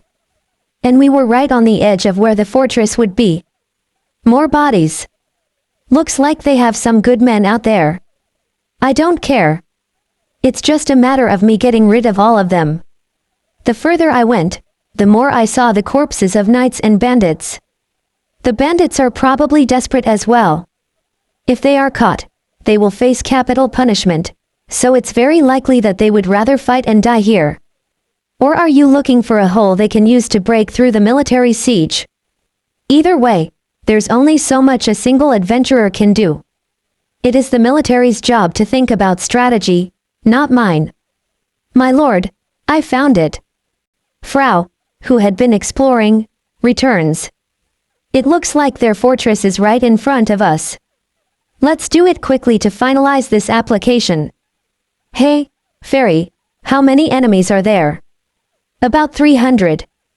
And you should call me Frau Chan, but since you're my lord's cousin I'll tolerate it, though if you get too pushy I'll kill you.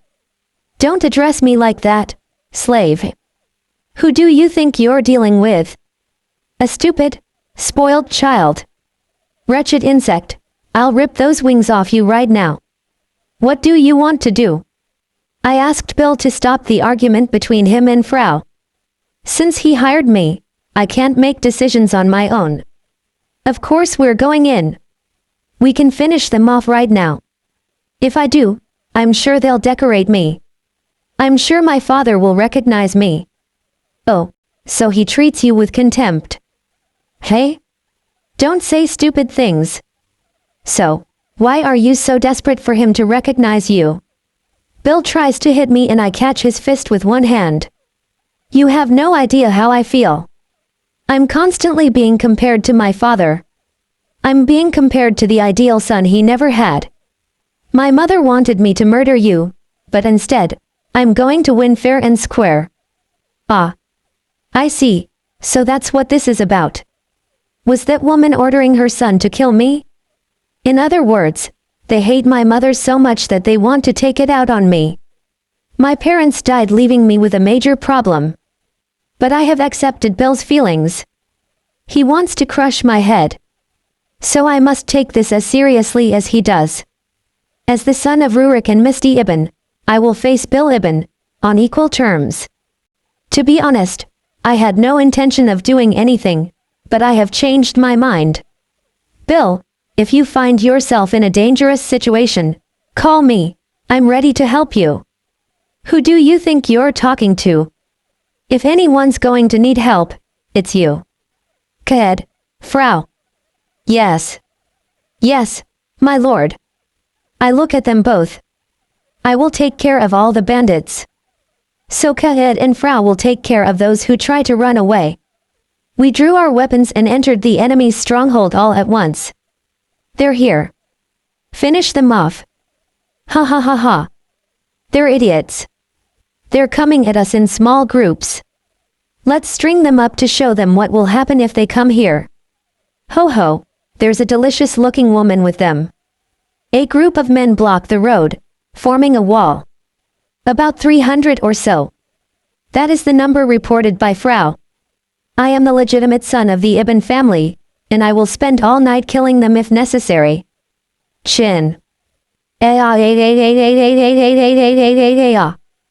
ran past Bill, and a moment later, I put my sword back in its scabbard. The bandits screamed as a lot of blood began to gush from their bodies, then they collapsed on the ground. Clank. Bill froze and dropped his sword on the ground. Chapter 97. A warrior exiled by the hero and his lover. Chapter 97. Did you just kill all them with one move? Bill shakily stepped back. Master, there is a group of enemies approaching who have heard the noise. Is there a leader among them? Yes, he is level 130, and apparently possesses a holy weapon.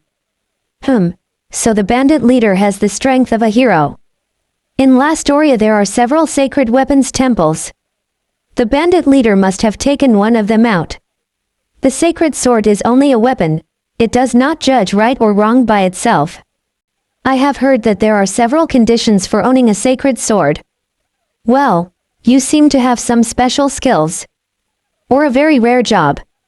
I admit, I'm surprised, but don't get in my way. Bill picks up his sword as he says so. However, his face was pale. He was lying to himself to protect his pride. He is supposed to be intelligent, unlike me, so it is impossible for him not to understand what just happened. You have won the game, but I will take care of the leader. This is an order. So, can you win? Don't play the fool. Even if the opponent has the sacred sword, I'll win easily. That's my duty and the pride of the person born in the Ibn family. More bandits rush in from the rear. There are about 400 of them. These people are nothing more than minnows next to the leader. I'll tell Kaed to take care of all of them so Bill can take care of the opponent that really matters. Kaed. Yes. Blizzard Blossom. Spiffy. Suddenly, countless bandits were frozen solid. Some did not freeze completely, and began to scream. I've seen that face before. Oh no, not again. How did I get into this mess? Oh, so you're one of those guys who attacked me on the road. It's you again. Please spare us. I'll do anything. Please spare my life. Those begging for their lives were the former Little Hound Party. He remains a bandit even though I had spared his life earlier. These people have no salvation. You will be severely punished. No. I don't want the death penalty. Tap tap tap tap. Someone slowly approached the site. He is a tall, thin man. His physiognomy was that of a villain, and he held a gleaming one-handed sword that did not resemble his underlings' weapons. I see you're bullying my younger siblings a lot. Makes sense. They're pretty useless. The man cuts the frozen bandit in half with his sword. I looked at Bill and told him to take care of his prey. I see you are the leader of the bandits. If you don't want to die, put down your weapon and surrender. You are wrong, noble boy. Even if I surrender, I will be condemned to death. It is better to kill you and run away from here. TCH. Swords clashed. The fight started abruptly. Bill had been pushed to the head of the bandits. It took me so long to gather these pathetic men and create a fortress, and now it's all ruined. It'll cost me a lot to start over again. What a waste. I can't believe this. You could have served this country with so much power. You are someone recognized by the sacred sword. You would have earned the title of hero. I hate always being watched and having to watch my every step. I'm someone who wants to be alone, and do as he pleases. What's the difference between a hero and me? A hero is not allowed to kill without a cause. The man broke Bill's lock and stepped heavily on his foot. Ah. Don't look away. Ugh. The man hit Bill's abdomen, after which he flew backwards dozens of meters while breaking several ice statues with his back. Bill stood up, using his sword as a cane. I'm not done yet, I have to do this for my father's approval. I don't have time to deal with a weakling like you. If I don't escape soon, the army will intervene and I'll have no escape. In an instant, the man closes the distance between Bill and him and raises his sword. Kicking the ground hard, I stepped between Bill and the man, blocking his attack with my sword. A metallic sound resounds in the air as sparks fly. The man raises an eyebrow and stares at me. Something about you stinks. I don't think so, I've been bathing a lot lately. Have you lost your mind? Are you kidding me? Of course I'm kidding. He pushes back his sword. What are you doing, Bill? Get up and finish this guy off. You are supposed to want to take the credit, and earn your father's approval. I don't have a father I want to receive praise from, but you do. Get out of my way, Toru, I'll finish him off. You have a lot of spirit for such a young man. Too bad it's time to go. The man jumped back, and was grabbed by the leg by a wyvern. Shit, he's running away. Calm down, Bill. The wyvern is still circling directly above us. At this distance, my attack can reach him. I raised my sword, and launched an attack to the side. Then the wyvern's wings were clipped. My wyvern. The man fell in free fall. I then launched a second attack and ripped the sacred sword from his hand. Bill leapt up as he swung his sword, and cut the man down with it. TOC. The man fell to the ground, cut in half. Well done, Bill. Don't praise me. I don't plan to thank you either. You are still my rival. He said as he turned away. Idiot. KO slapped Bill's face. Kaed, Frau, and I were shocked. Bill clenched his fists and kept silent. How do you think I would have felt if you had lost your life? You're the heir to the Ibn family, you should know that by now. I'm sorry, father. Chaos hugged him tightly. You are important to me. If anything happens to you, I don't know what I would do. And you have served the military well. I'm proud of you. But make no mistake. I've been proud of you since you were born. Father. Bill returned his father's embrace in silence. Hadn't he told his father about the bandit extermination? I thought he had some kind of permission. Come to think of it, he was in a hurry to prove something. He must have decided to join the mission on the spur of the moment, following his mother's instructions to get his father's approval. But in the end, everything went well. Bill got what he wanted, and will be decorated later. I think it's good that he was able to confirm his father's love for him. However, I envy him a little. I cannot hug my father or my mother. Toru. Bill holds out his hand to me. Oh, so we'll get along after all? When I tried to grab his hand, he touched it with his hand with a simple swipe. I will not be defeated by you. Don't forget that. Yet. Sure. He smiled slightly and left the room. So, the rivalry isn't going to go away after all? Or is it another one of those games? I don't know what to think anymore. My son caused a lot of problems.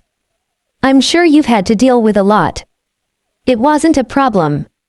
He wasn't like that before. He started hating you and your parents after my wife told him what happened a while ago, but it was my fault that I didn't do something about it. I didn't show him my feelings the way I should have, so this whole thing got out of control. Chaos bowed his head deeply to me. Can you tell me what my mother and father were like? Well, I guess you must want to know. How fascinating and wonderful your mother was. We sat on the couch, face to face. Silence lingers for a moment, and Chaos quietly opens his mouth. It was on the shores of this city that I met Misty. Chapter 98. It was a day like any other. Let's go for a walk. Down the beach again. Don't say that. You like looking at the sea, don't you? Humph. You just want to look at women in bathing suits. You got me. Rurik said with a smile. My younger brother was always loved by the people around him. My father, my mother, and I loved my little brother, who was a little dumb.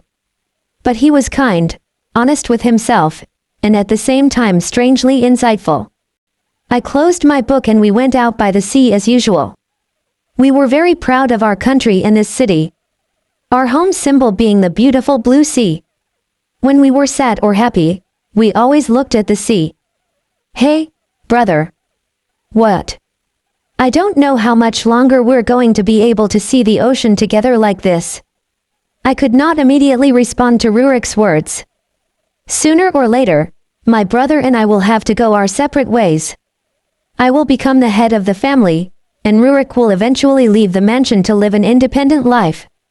We may never be together like this again. But fortunately we were born into a noble family. If you use the Ibn family name, it will be easy to find a job. It would even be possible to serve the royal palace. My brother is a good swordsman. It is not impossible for him to become a knight of the court. There's someone passed out over there. Damn it. Rurik and I got up and ran to the shore. He picked up a woman who was lying at the water's edge. She was a woman in a white dress with black hair.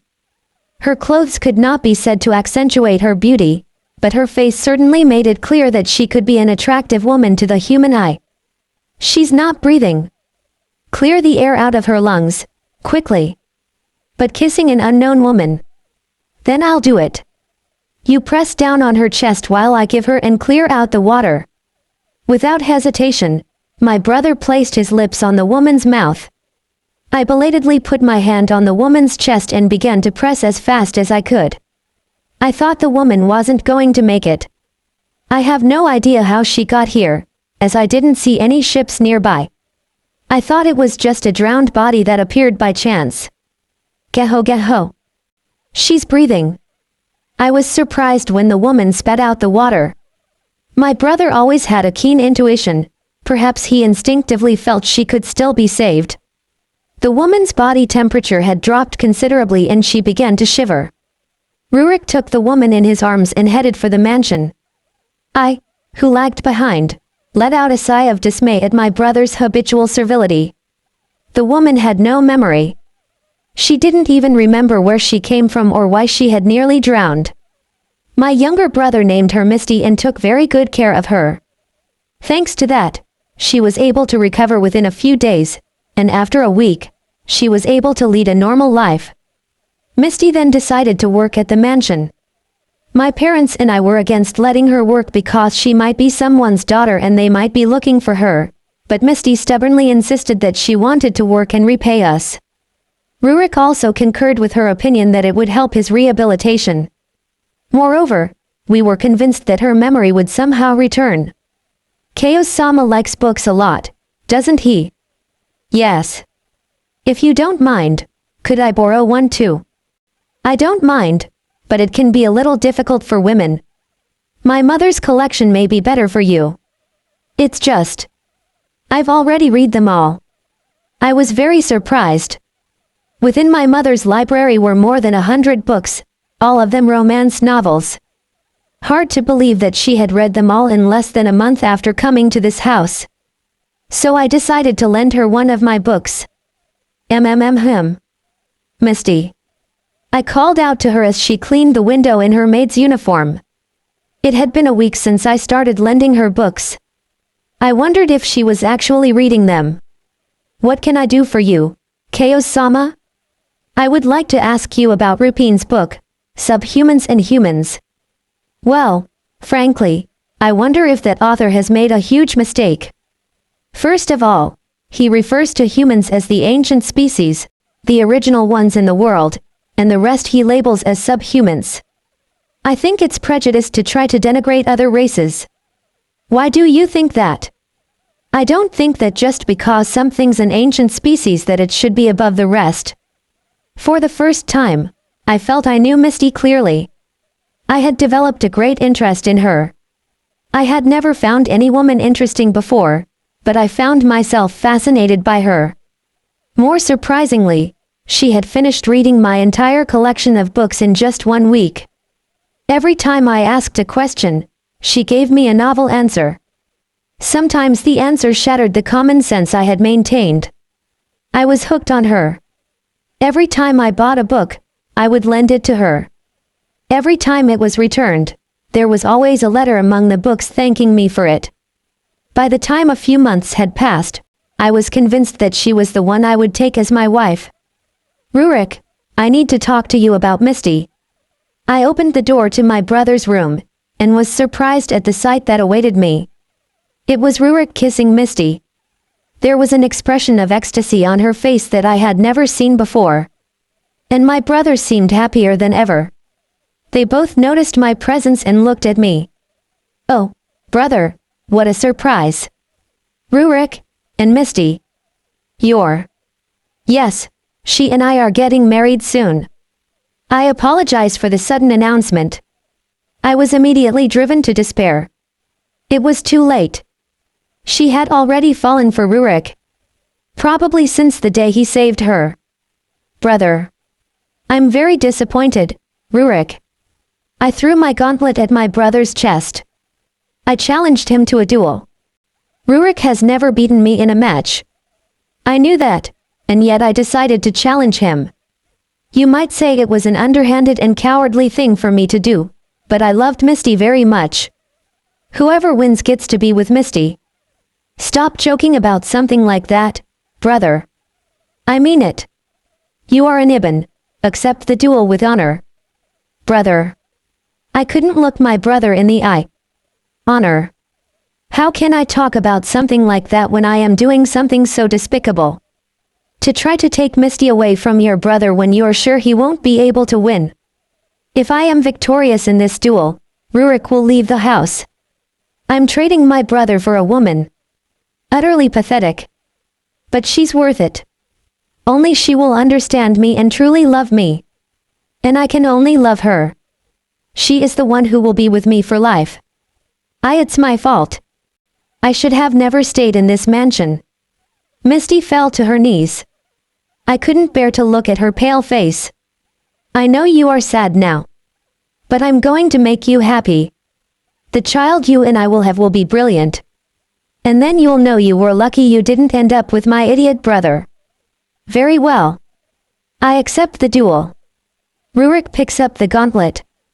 I turned around and said, it will be tomorrow at dawn. Get ready. I could not show him my face.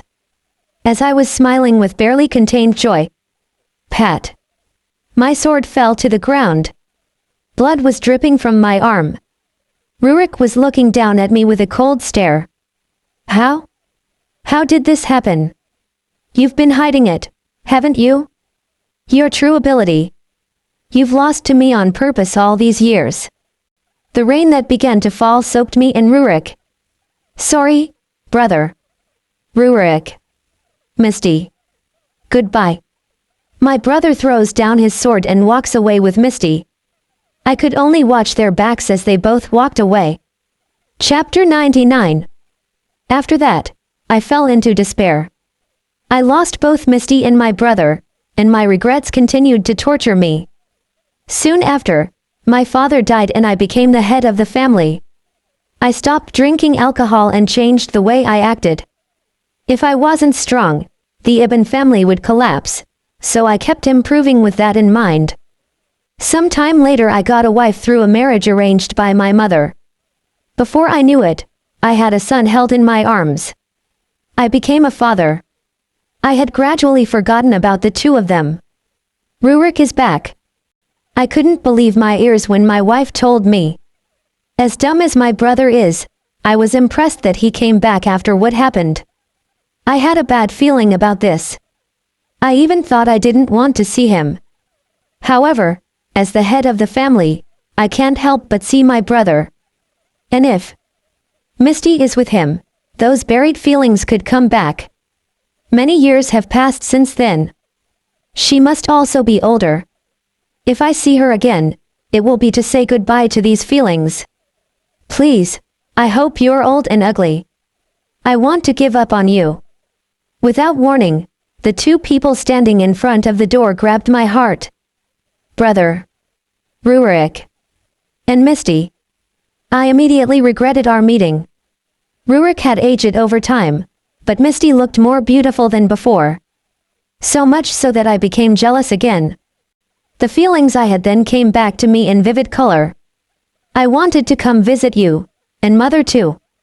It's been a long time, Chaos-sama. Yes, it's been a long time, for both of us. I clenched my fists and swallowed my anger. As I stand in front of them, I noticed that the now older Misty was caressing the head of a strange child. Chaos, this is Toru. Did you? He looked a lot like his parents. His name is Toru. He is my nephew with the blood of the Eben. Rurik and Misty's son. Unconsciously, my hands moved towards my sword. Stop. What do you think you're doing? Ack. Rurik hit me so hard, I fell to the ground. Misty protectively hid the child behind her.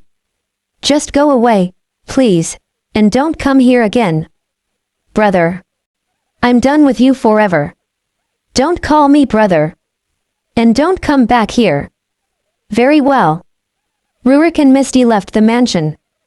My mother was furious, but I knew I had made the right decision. I am sure my spirit would not have lasted. I was a fool. I didn't know what was important to me until I got to this age.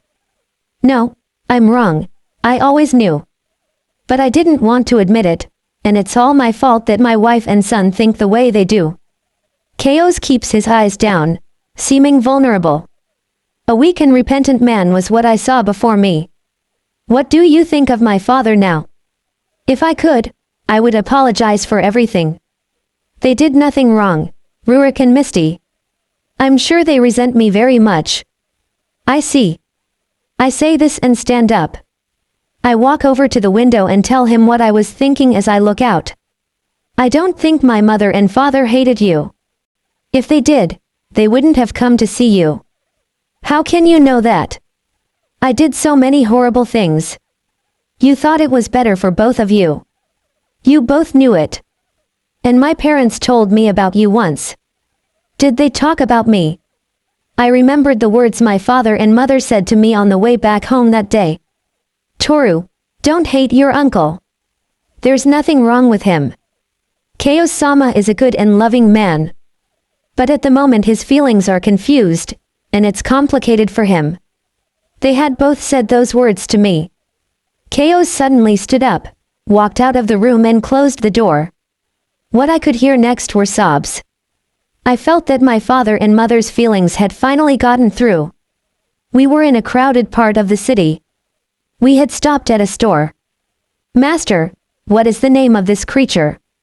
A full moon squirrel. They go crazy on full moon nights, but other than that, they are calm and friendly pets. They're cute but fierce. The squirrel in the basket tilts its head toward Kaed and Frau, who peek at it. Both seem curious and happy. On the contrary, Panda was in a bad mood. He was restlessly flying circles in the air. This squirrel is definitely more worth caring for than Panda. Kiwulu. Panda has already been monopolized by Frau San. I would like to have a little animal like this to play with. Q. Panda rubbed desperately against Kaed with tears in his eye. It was as if he was asking her not to replace him. I'm kidding. There's no way we'll replace you. Q. Although a squirrel is not a bad idea. Q. Kaed seemed to be seriously considering keeping the squirrel, and Panda rushed into Kaed's arms. I've never met anyone as cute and pleasant to the touch as Panda. A squirrel is useless. Panda can carry people, and can even fight. Q. Panda nods. However, I'm thinking it's time to add a new member. Of course, the kind of partners I'm talking about are not people. In this case, it would have to be a creature that can fight and can be used for transportation. In fact, I have been secretly longing for the black wyvern that Sane rode on. If you have to use an animal as transportation, Panda fulfills that function, but basically it's Frau who uses him 24/7, and I'm a man, so I need to make an impression when I get somewhere. Panda is not a suitable creature for a master tamer like me. There you are. I've been looking all over for you. Oh, Bill.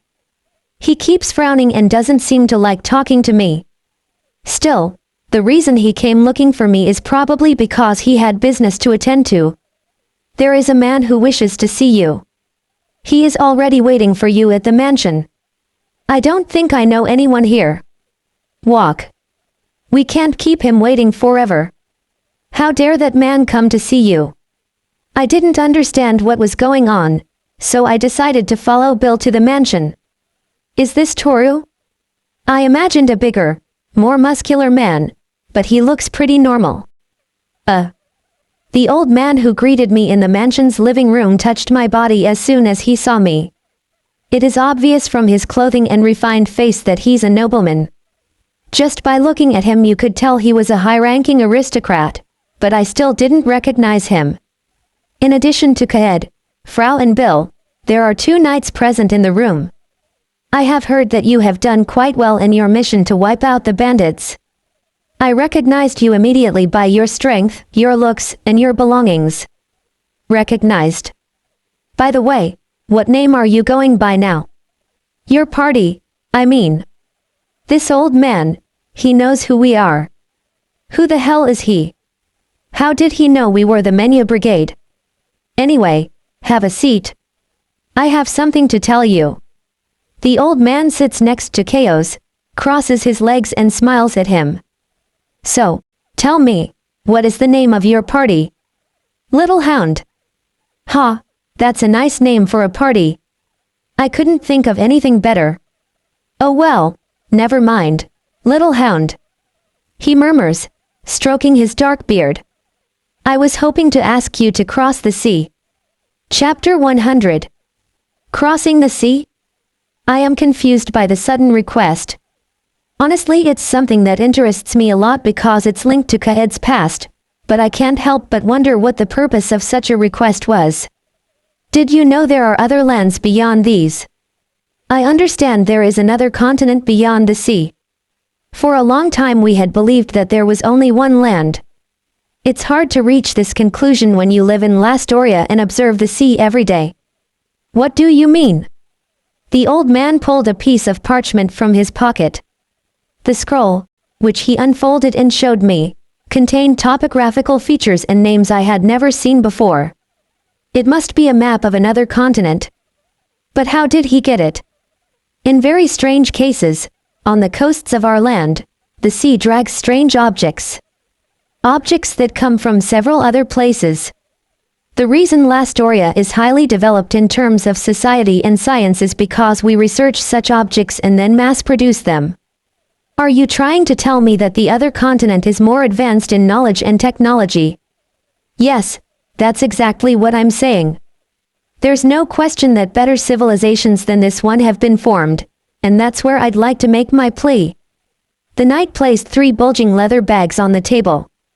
You can tell by the sound of the bags that there is gold inside them, but just by looking at them from the outside you can't tell how much they contain. The old man took a sip of his tea and put the cup down. This is a retainer's fee. There are 2 main things I want you to do. Escort a research team that will be accompanying you. I just need you to be their bodyguard. And the second thing is for you to find out if there are any countries we can make contact with. How do you know I'll be able to fulfill that last request? It's very simple. Any species that can be friends with you has the potential to be friends with us. Oh, I also hope for you to become friends with individuals that possess useful information. So you are asking me to go to another continent? And make friends and interact with them as much as I can? How strange this old man is. Who the hell is he? Why are you asking me to do this? Because of your skills. I have always had a keen interest in the other continent. I've sent teams to investigate. But they never came back. The old man seemed to think that if we had defeated the Demon King, we could cross the sea. It is said that the monsters that live in the sea are much stronger than those on land. I have often heard rumors that the sea is teeming with monsters that can easily overtake a red dragon. We are going to pass over them by boat. It's nothing less than a suicide mission. It is natural that no one has returned. And if we manage to get there, it could also be a journey of no return. Although, in our case, things could be very different. I am now level 3000.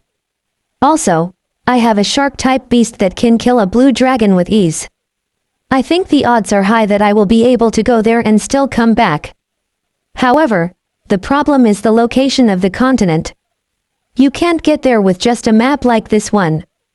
I'm going to ask you one thing. How are we going to get there? Do you know the location? I point out the terrain on the parchment map. I have a rough idea what it is here. The only obstacle is the monster. The old man looks at me with an expression as if waiting for my answer. Will you accept it? To tell the truth, it was a real blessing in disguise. We were planning to go to Kaed's hometown, so we're lucky enough to be able to get there by boat.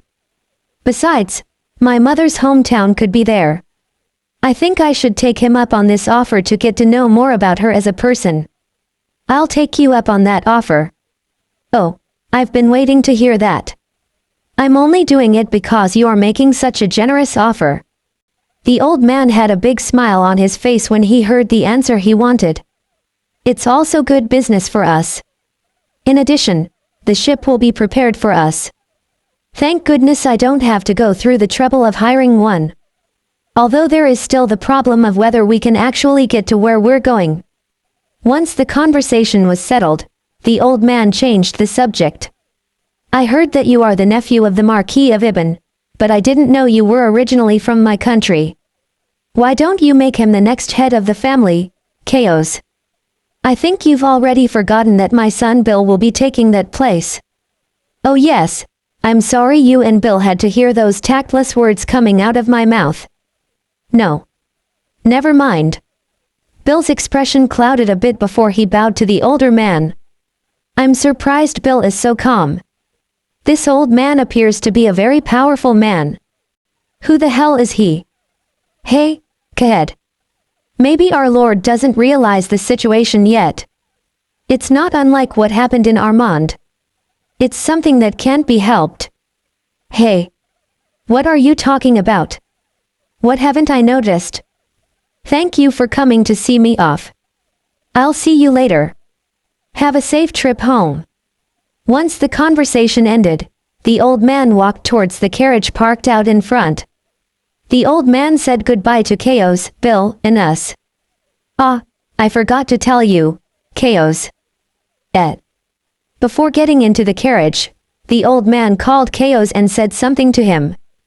Then his face turned toward me.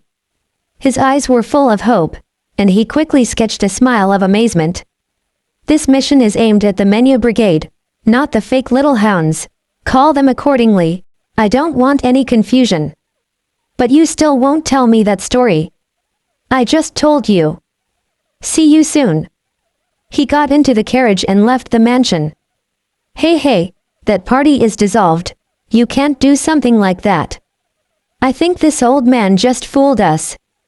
I will have no choice but to revive the Menu Brigade after accepting this mission. I will send a message later to King Armand apologizing. I don't like it. As soon as the old man disappeared, Bill burst out in frustration. Of course, most of his frustration was directed at me. Even if it was a secret visit, such behavior towards the king is unacceptable. What kind of person is this guy? Just because he's an Ibn he thinks he can act in such an entitled manner? The king deserves respect. I can't allow that idiot to have such rude manners. Bill, calm down. Father, I'm sure you are also asking yourself the same question: how can that commoner be treated like a nobleman? He has the title of hero. Bill froze at Ko's words. I think he was having trouble digesting his father's words. He stood with his mouth open for a few moments. Toru is Armin's hero. He was the one who defeated the Demon King. And he is not a commoner. He is a member of the Ibn family. He has the highest rank of the most powerful family in Lastoria. But, father, I know it's sudden, but that's the way it is. He's in the position to take over as head of the family. If you don't get ready to take up the mantle, Toru will be the one to do it. Toru is the hero? So I came second. Bill falls onto his legs on the floor.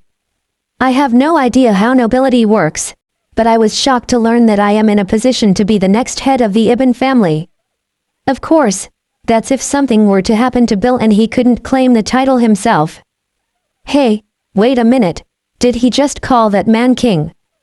I told you, he hadn't noticed. I'm sorry, master, I couldn't tell you. That part of you is so wonderful, the way you don't realize things. It's so sweet. Kaed, what other things are you hiding from me? So that old man is the king of Lastoria. I guess that settles the question of how he knew about us. I have heard that the king of Armand and the king of Lastoria get along well. At some point King Armand must have told him about us. Now that I know who I am, I feel more at ease. So we decided to go back to our room and entered the mansion. As we were about to climb the stairs to the entrance, Bill came after us. I'll never accept it. You're not a hero. You're right. I have relinquished that title. What? You gave up the title? Yes, it's a title that brings a lot of responsibilities. It's not something I'm happy about. Bill between mutterings said, You're a big idiot. And so, the chapter closes. But the story is far from over. Power rises. Shadows move. And the world shifts in ways no one can yet see. If you felt the weight of this journey, if you heard the echo of destiny in every word, then don't forget to like the video. Leave your thoughts below. And subscribe for the next part of this unfolding legend. Because this is only the beginning. A storm is coming. And you won't want to miss what happens next.